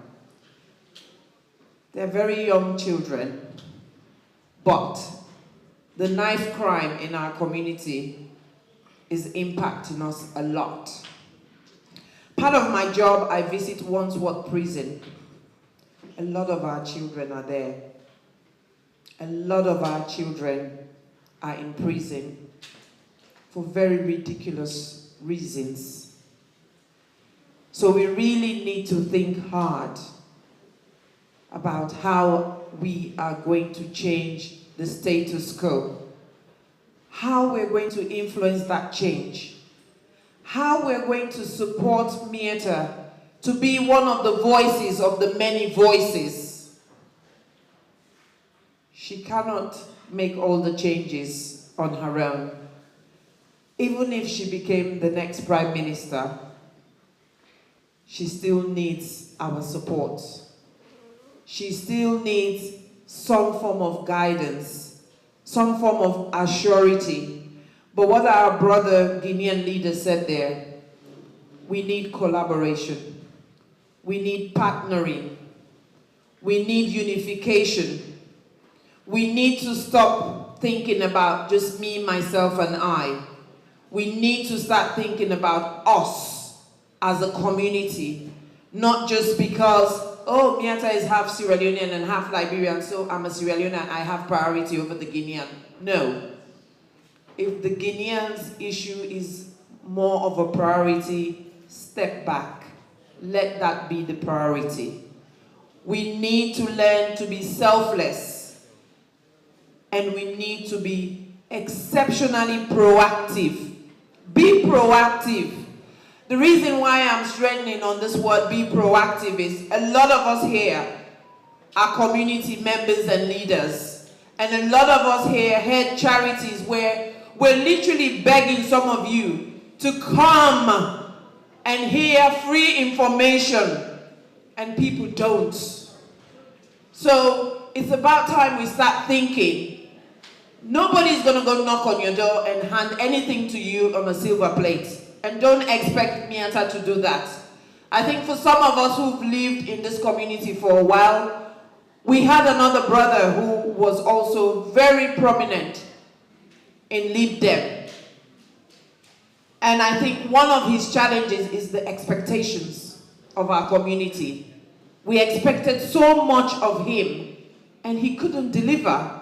Not because he didn't want to, but he just can't. So let us don't make that same mistake with Miatta. I, for one, Miatta, I was a Lib Dem.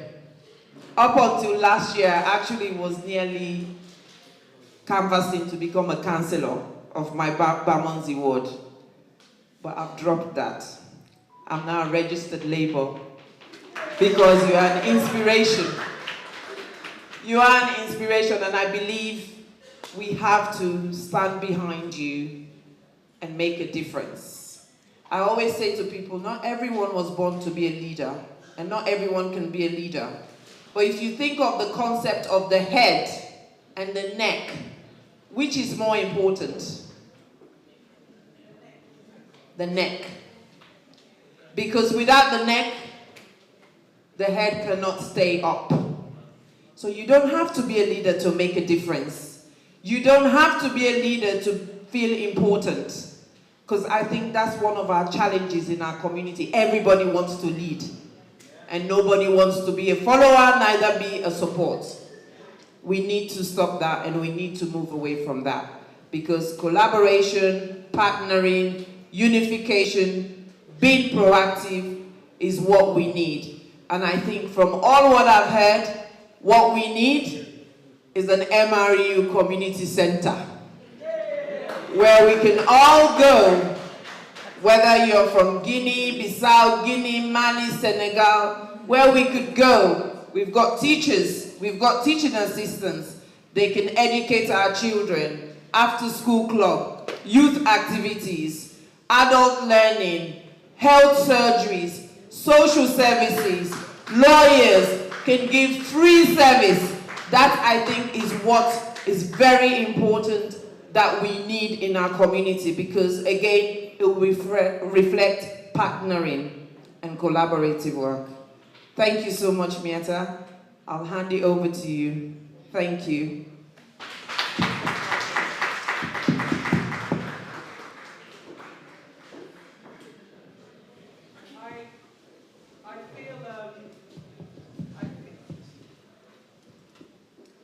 I feel humbled.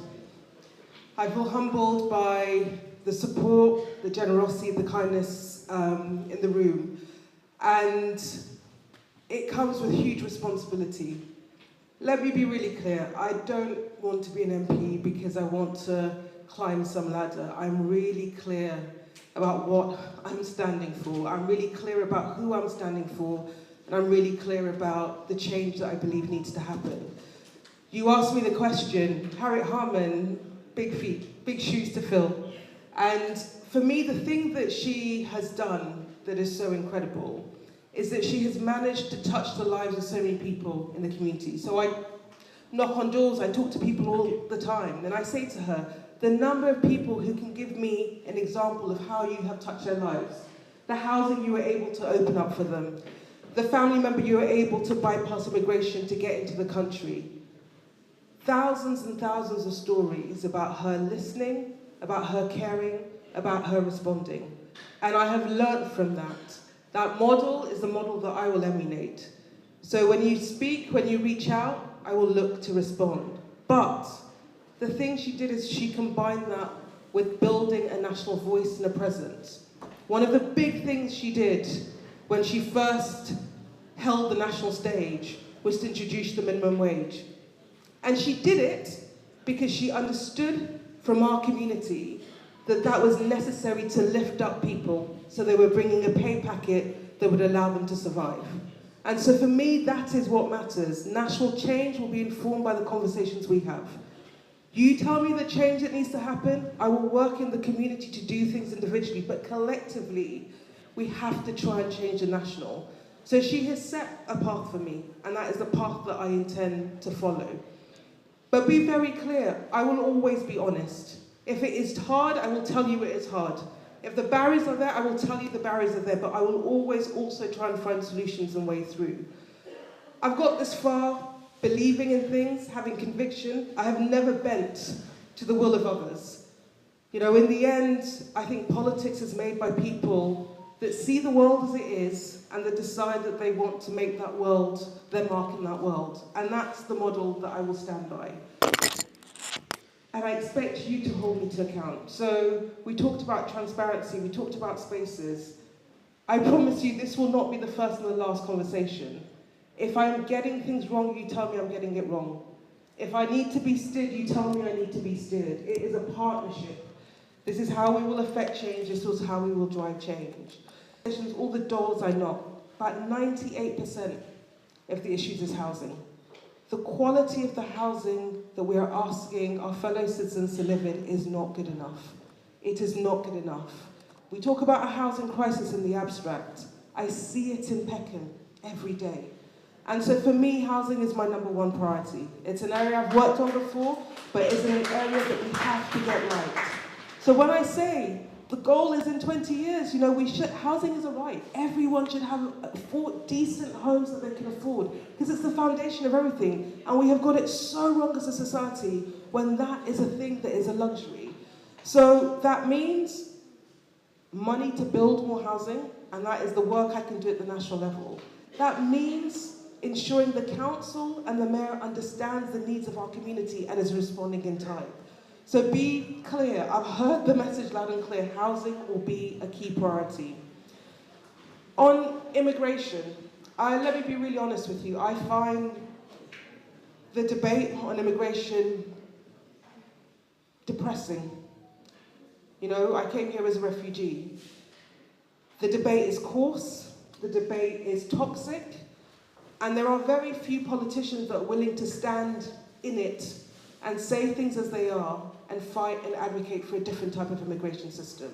But representing this community, if I can't do that, as a person representing you, then who else is going to do it? So I am really clear. We've had 13 years where the government has made the system as difficult, as painful, as toxic, as dehumanizing as they can. And that has to change. That is what a Labour government has to do. And there are enough of us who are MPs that hopefully MPs that will be representing communities where this is an issue, and we will club together and we will have to fight to make it better. And for me, it's not just about immigration, it is also about integration and the opportunities. The message is loud and clear. We are not creating the pathway for people to come and to make this community one that allows them to rise and thrive. And that has to be the thing that we change. Now, I can't change it on my own, but I am determined that we will try and change it together. Which takes me to our young people and the comments that were made powerfully at the end. And for me, I think, if I think about the opportunities that are being created for the next generation, they've been giving a raw deal. You know, the deal in this country was always, you know, you come, you work hard, and actually, as parents, the next generation will do better than you did. And that's no longer the deal now. And that is something we have got incredibly wrong. And so for me, it starts with education. Our schools are literally crumbling. How did we get to this stage? Our schools are literally crumbling that we're asking our children to learn in. So we have to build up our education system. We've got to get teachers in. We've got to pay them well enough that they can do the most vital work that we're asking them to. And then you combine them with youth services. 15 years ago, we had youth services all across the country. They have been closed down systematically. And then we wonder why our kids are getting in trouble. Where is the outlet? Where is the space in which they can grow and thrive outside of schools? And so we've got to do that to build that back in our community. And we do that alongside a very different form of policing. There are very few people in our community that have confidence in our police service. I think this is something that is understood, it is something that's being articulated, and I am really clear. And I think Harriet has been a strong voice here, where she has stood and she has spoken up to them, and she's been very clear. The breach of trust is not good enough. In the end, they represent us. In the end, they should be working for us. And that is not happening, and that has to change. And so let me end here, because it is a partnership. I will do what I can, and I will fight for you, but we have to do it together. So I was asked the question time and time again, how can we support? The first is help me get elected. And that is about conversation after conversation and persuading people not just to back me, but to back a Labour Party. But for me, that is only the start. You know, it is about representation. It is about organising. It is about building our power. Peckham has a majority black population. I go into the Labour Party, it is dominated by white colleagues. I go into the council, it is dominated by white colleagues. I sit in community meetings, I sit in forums. I'm lucky if there's one or two black faces. Representation matters. We cannot change if people who have not walked in our shoes are not there to change it. And so I'm really clear. 10 years from now, I want the Labour Party in this area to look fundamentally different, to feel fundamentally different. 10 years from now, I want the council, both in terms of our councillors and in terms of our officers, to look and feel different. The institutions that matter, that make decisions for us, have to represent the people they are making those decisions on. But it requires you to want to get involved. It requires you to want to stand for council. It requires you to want to enter the council, working for the community, bringing the experience and knowledge in order to change the decisions that are made. So my biggest ask of you is get involved. Not just to get me elected, but more importantly, so that we work together to change the structures and the institutions that fundamentally can impact on people's lives. And that matters as much for politics in Peckham as it does for politics of London, the GLA, the mayoralty, as it does for government. You know, I say to people, join the Labour Party. And I know people have mixed views about that, but the reason it matters is that we need black voices that are strong, that are organised, that are clear about their demands, that are putting pressure on the party to respond to our needs. And that is not happening enough. It is not happening enough. And you can have voices, you can have David Lammy, you can have me, but in the end, we need a movement of people. We need to be organised, we need to be really clear about our demands, and it's one step at a time. So when I said 3 priorities, let's figure out the 3 things that we want to change. Actions speak louder than words. We make progress, we build, we deliver, and then we move from there. And for me, that's the next 10 years. That's the next 15 years. Be clear about what we want. We organize ourselves. We get ourselves in the right position. We make change happen, and then we move on to the next task. So I hope that this is the beginning of something. It feels like I'm home. It feels like I am home. It feels like I'm with my brothers and my sisters. And I am more hopeful now that I won't be a single voice, but that we will be a collective that are fighting to make the change that we all know, we can see it, that we all know that our community wants. So thank you. Thank you, thank you. We're about to wrap up now. There's few food left at the back if you want to have some more food. Can I ask clean after ourselves and also stack the chair that you're sitting on to the next chair. Remember, partnering, collaboration. Oh, hello, can I just, hold on. I'm not done yet, sorry. To have a photograph opportunity, please come. But also, I just want to say something very important. If you live in Sodok, hello, hello, hello, hello. If you live in Sodok and you know of anyone or you yourself is struggling financially, I have partnered with Sodok for cost of living referral. You will get up to 200 from tomorrow up to March. So please contact me if you need that support. Okay? Thank you.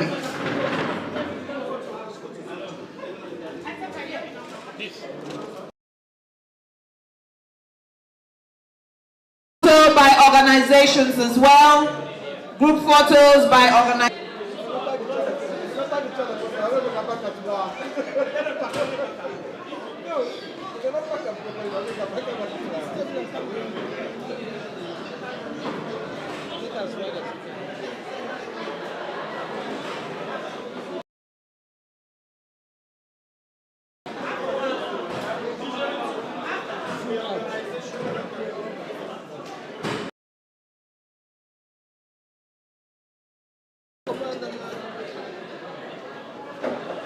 Right.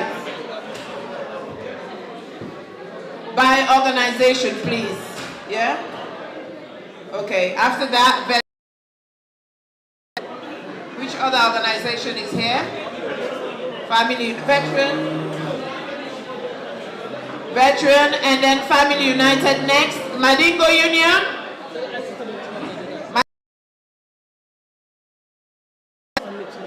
Salam Sisters. The other way. Sorry, 1 minute.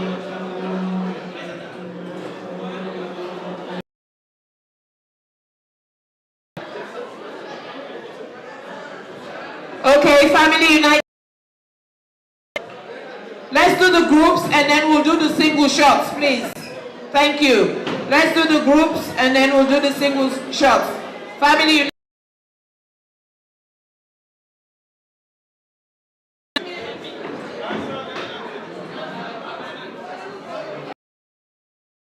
Quick, please. Can we be quick?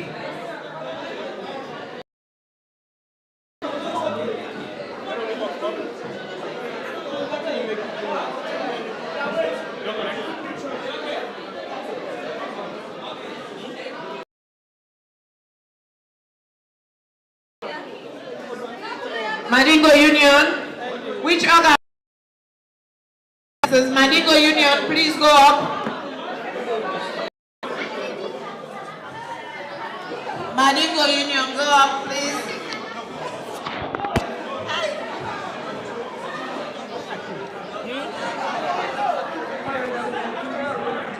We will do this again in January, so you can't have all the conversation with Miatta today, please. Please, Madingo Union, I can't leave myself behind. Where is Chairman?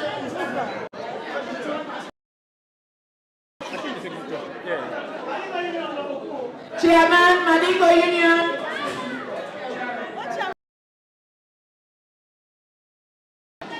And as we're having this conversation, remember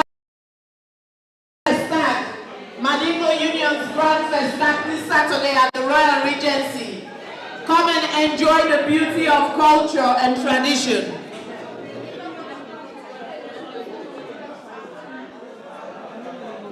That's it. Salam sisters.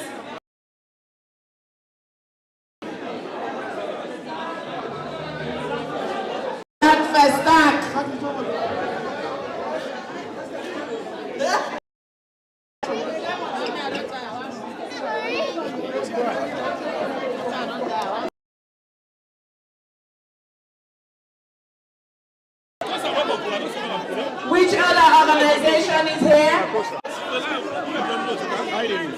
Other organization? Yeah? One, go on. Next.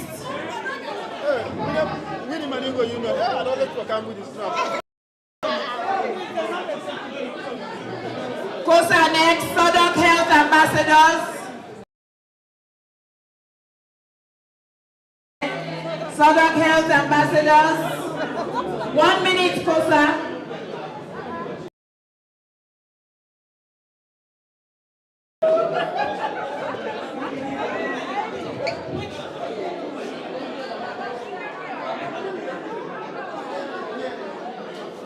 Kosa.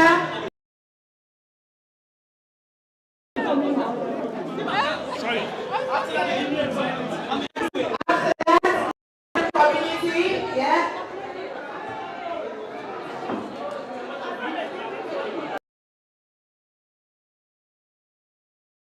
Community, please.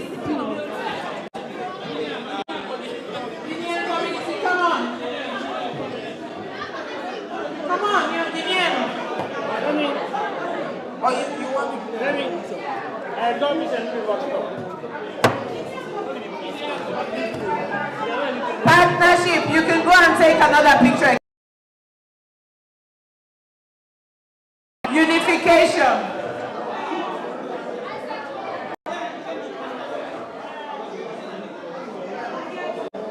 Okay.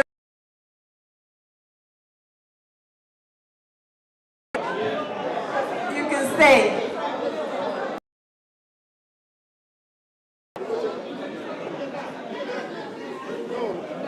Guinean community, I think you can go.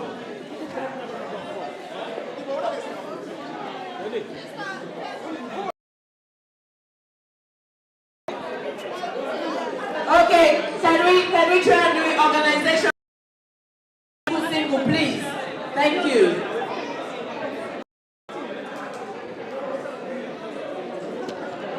Okay, next.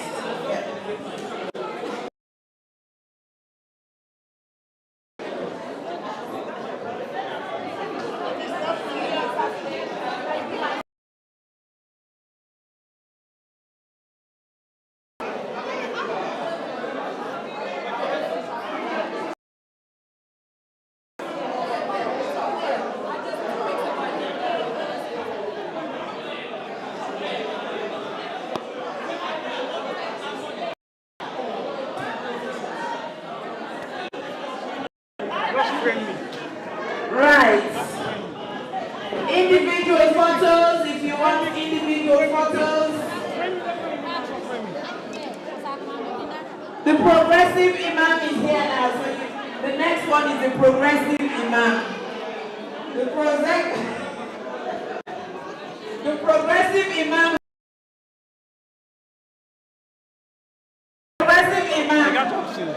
And his wife. I've got it for now. Femi, can you hear me?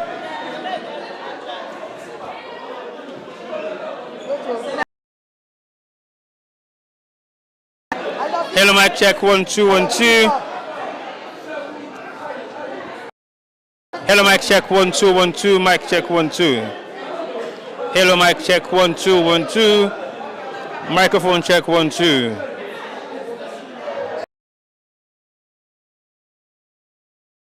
once more, if you're watching us, we are Sheridan Media Live, and today,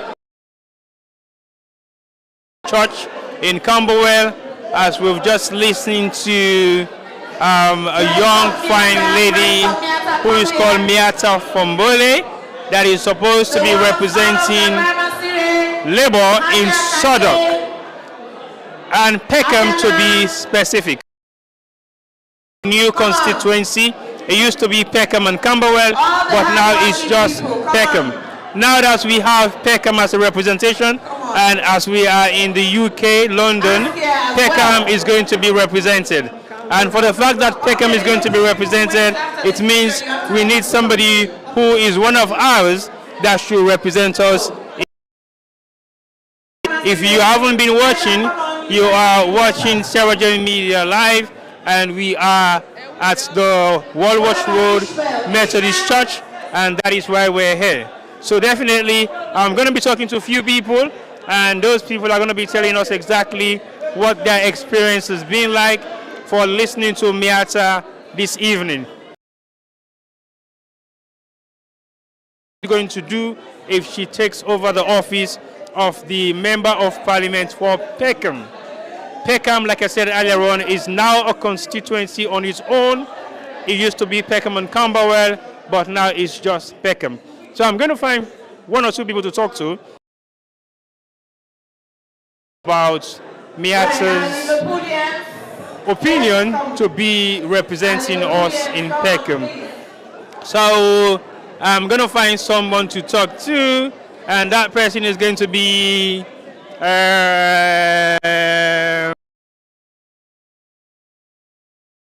okay, I'm looking around. I need to have Mr. Wan. Mr. Wan, 1 minute. And Mr. Wan is coming, Ibrahim Wan, and Ibrahim Wan is one of the organizers of this, and I think he has been with Miatta for almost a year plus, and I think what has happened here, and Mr. Wan has played a key role to make this event a successful one. So tell us why you thought it was necessary for us to, especially within our own community in Peckham. I think first of all, I just want to say that kind of opportunities do not come every day. And for me, the key is for us, black people, the migrant community, to be in the place where decisions are made, where policies are formulated. Because otherwise, if we are not there, if we are not seen, and then it is very, very easy for them to forget about us that are in key decision-making places, don't know our experiences, they don't understand our culture, they don't understand our needs. Policies to take into account our complexities, they wouldn't be able to do that simply because they don't know. They haven't lived our lives. So we, as black people, be proactive and be there and fight for our spot in those decision-making places. For me, that was the whole motivation.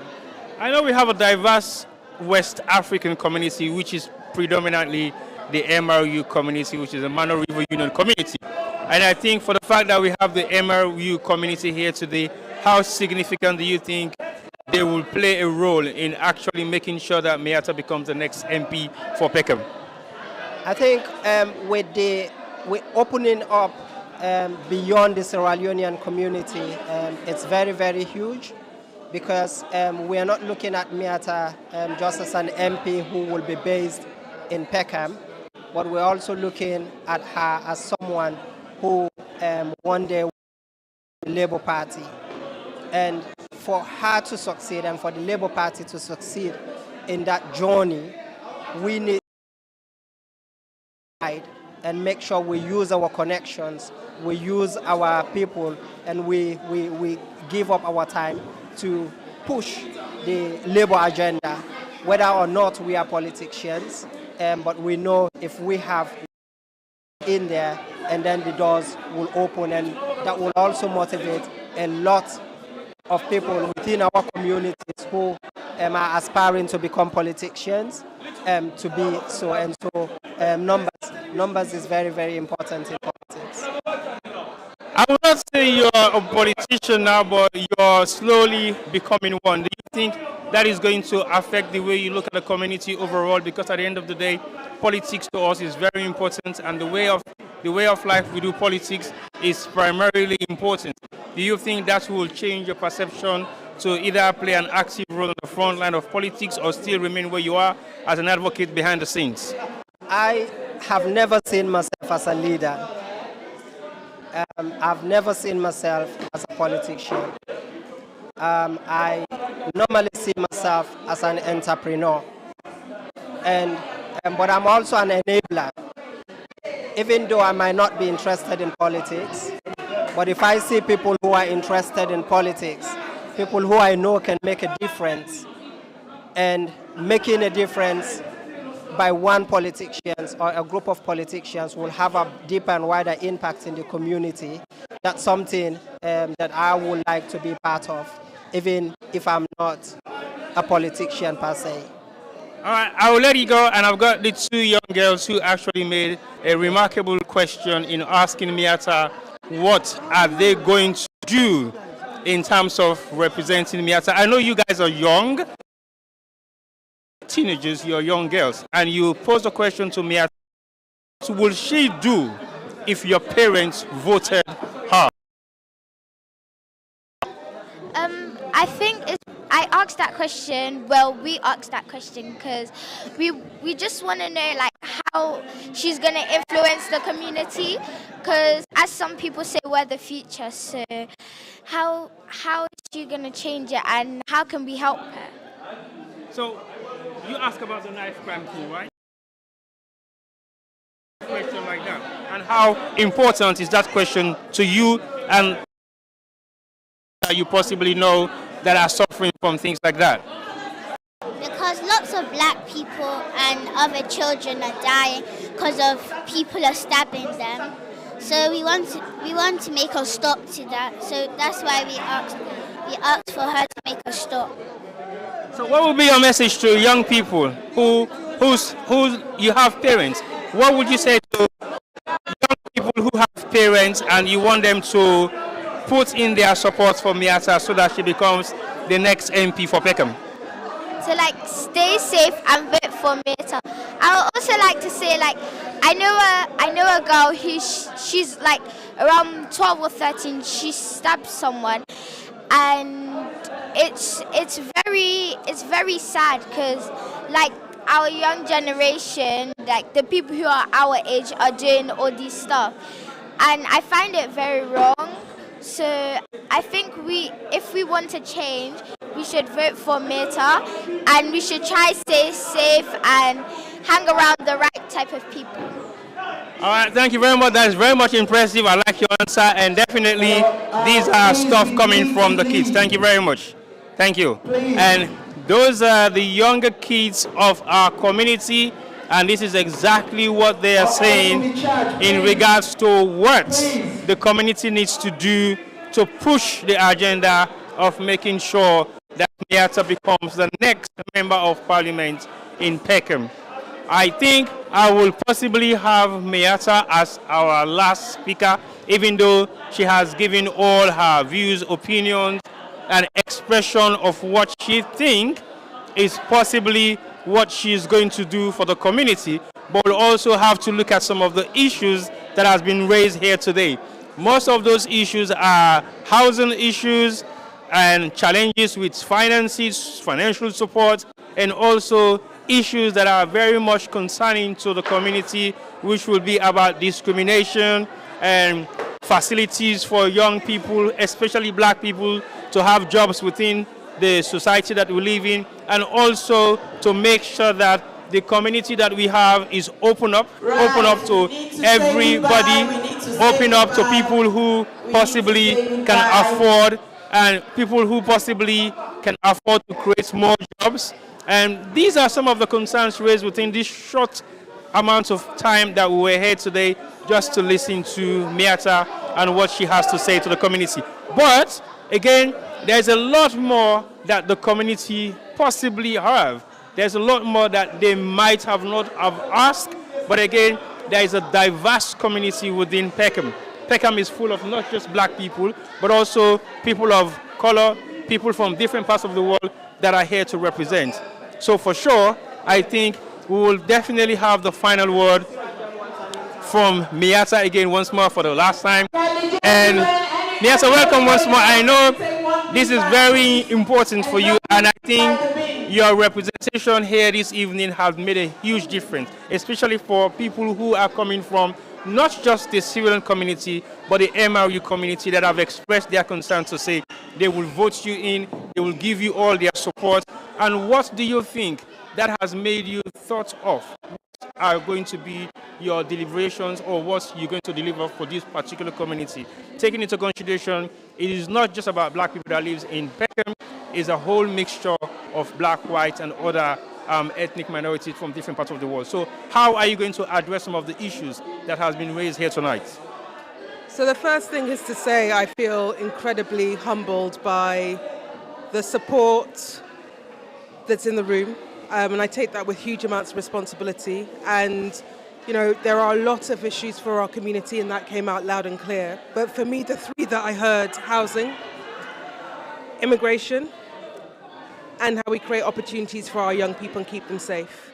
And for me, those will be big priorities that I'll be trying to work at national level, but with the community to do. And at the heart of being able to respond to all of that, I think, is a story about representation. And in the end, we need the people who are making decisions to have walked in our shoes, because they will make better decisions. And so alongside trying to address particular issues, and we take it one at a time, but it's alongside that, trying to get more of our community organized, involved, and in positions of decisions and positions of power, so that in the end we can fundamentally make change for the people, not just in this community, but across the country. One important question that was asked to you came from the young kids. If their parents vote for you, how are you going to make them safe within the community?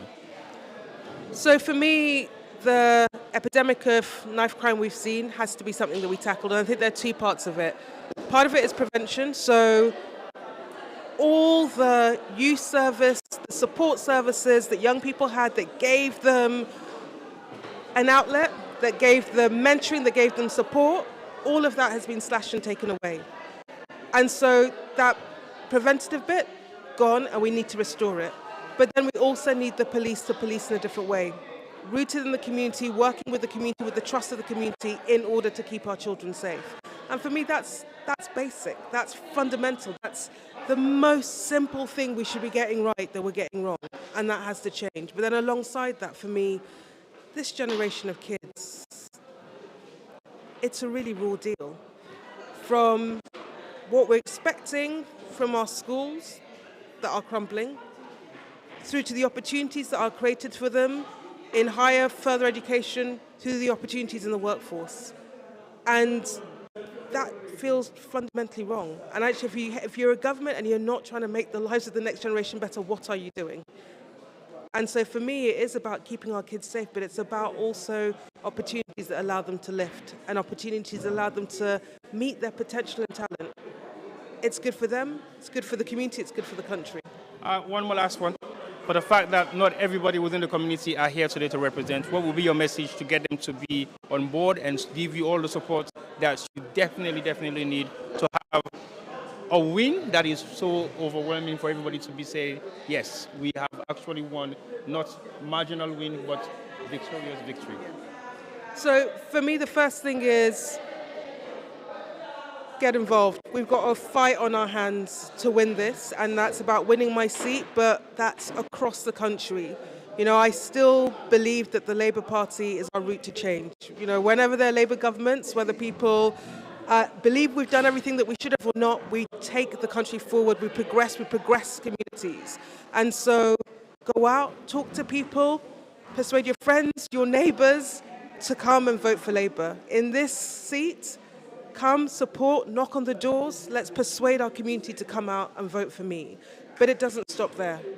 Winning is only half the battle. We then have to make sure that when we win, we're winning for the community. And that means people getting involved. That means organizing. That means us being clear about the things that we demand of that government and being willing to have a voice, being willing to have representation in order to fight for that. And I can be a catalyst for that, but one person isn't going to change it. We need the community to rally around. We need to build a movement that says this is what we need to change and that we are loud and clear enough that people hear us. And so you don't have 1 or 2 or 3 MPs fighting your cause. There is a groundswell that means that their change comes. All right, thank you very much, Miatta, for your time, and we wish you all the best in your new endeavor. And definitely the community is not going to let you down, and I believe you're not going to let them down too. Thank you very much for having you tonight, and I think we're looking forward to a victorious victory reception at the Peckham Pulse. Thanks for having you.